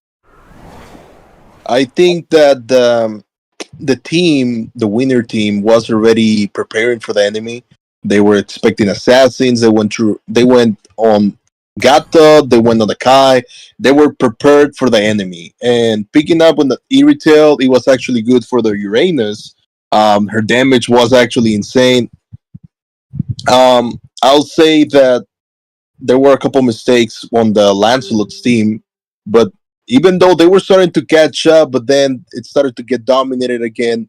This match was actually exciting. Both teams they did good, but there were a couple flaws that they could be improved. You know. Yeah, that's true. They could make sure to get a counter on. You know, whenever you pick up a meta hero, that doesn't guarantees your win. So I think this is the best game as the this kind of an option that we are looking at. But what a match coming in! Akai Jungle, long time no see. Even though it's not a jungle meta, yet this Akai was able to get an MVP with a score of 10.2. That's crazy score though. Yeah, it is actually. But it's like Akai Jungle. It is actually like Cho. That it doesn't matter the meta, he will still manage to find a spot, right? Yep, that's true. But hard luck for Straw Hats though. And with that, since this was the last match of the day, Apostle, how was the first day for you? Do you have any words for the audience as well? Um, First of all, I'm a little bit nervous. I feel more Oh, comfortable now. um, and for the audience, I hope you guys enjoyed this tournament. It was actually very entertaining, and I hope that I actually caused you a little bit of laughs, though, even though I never tried it. yeah, um, Thank you so much for supporting this tournament. I'm looking forward for the next matches. I'm very excited, actually. Thank let's you so much go. for the opportunity to.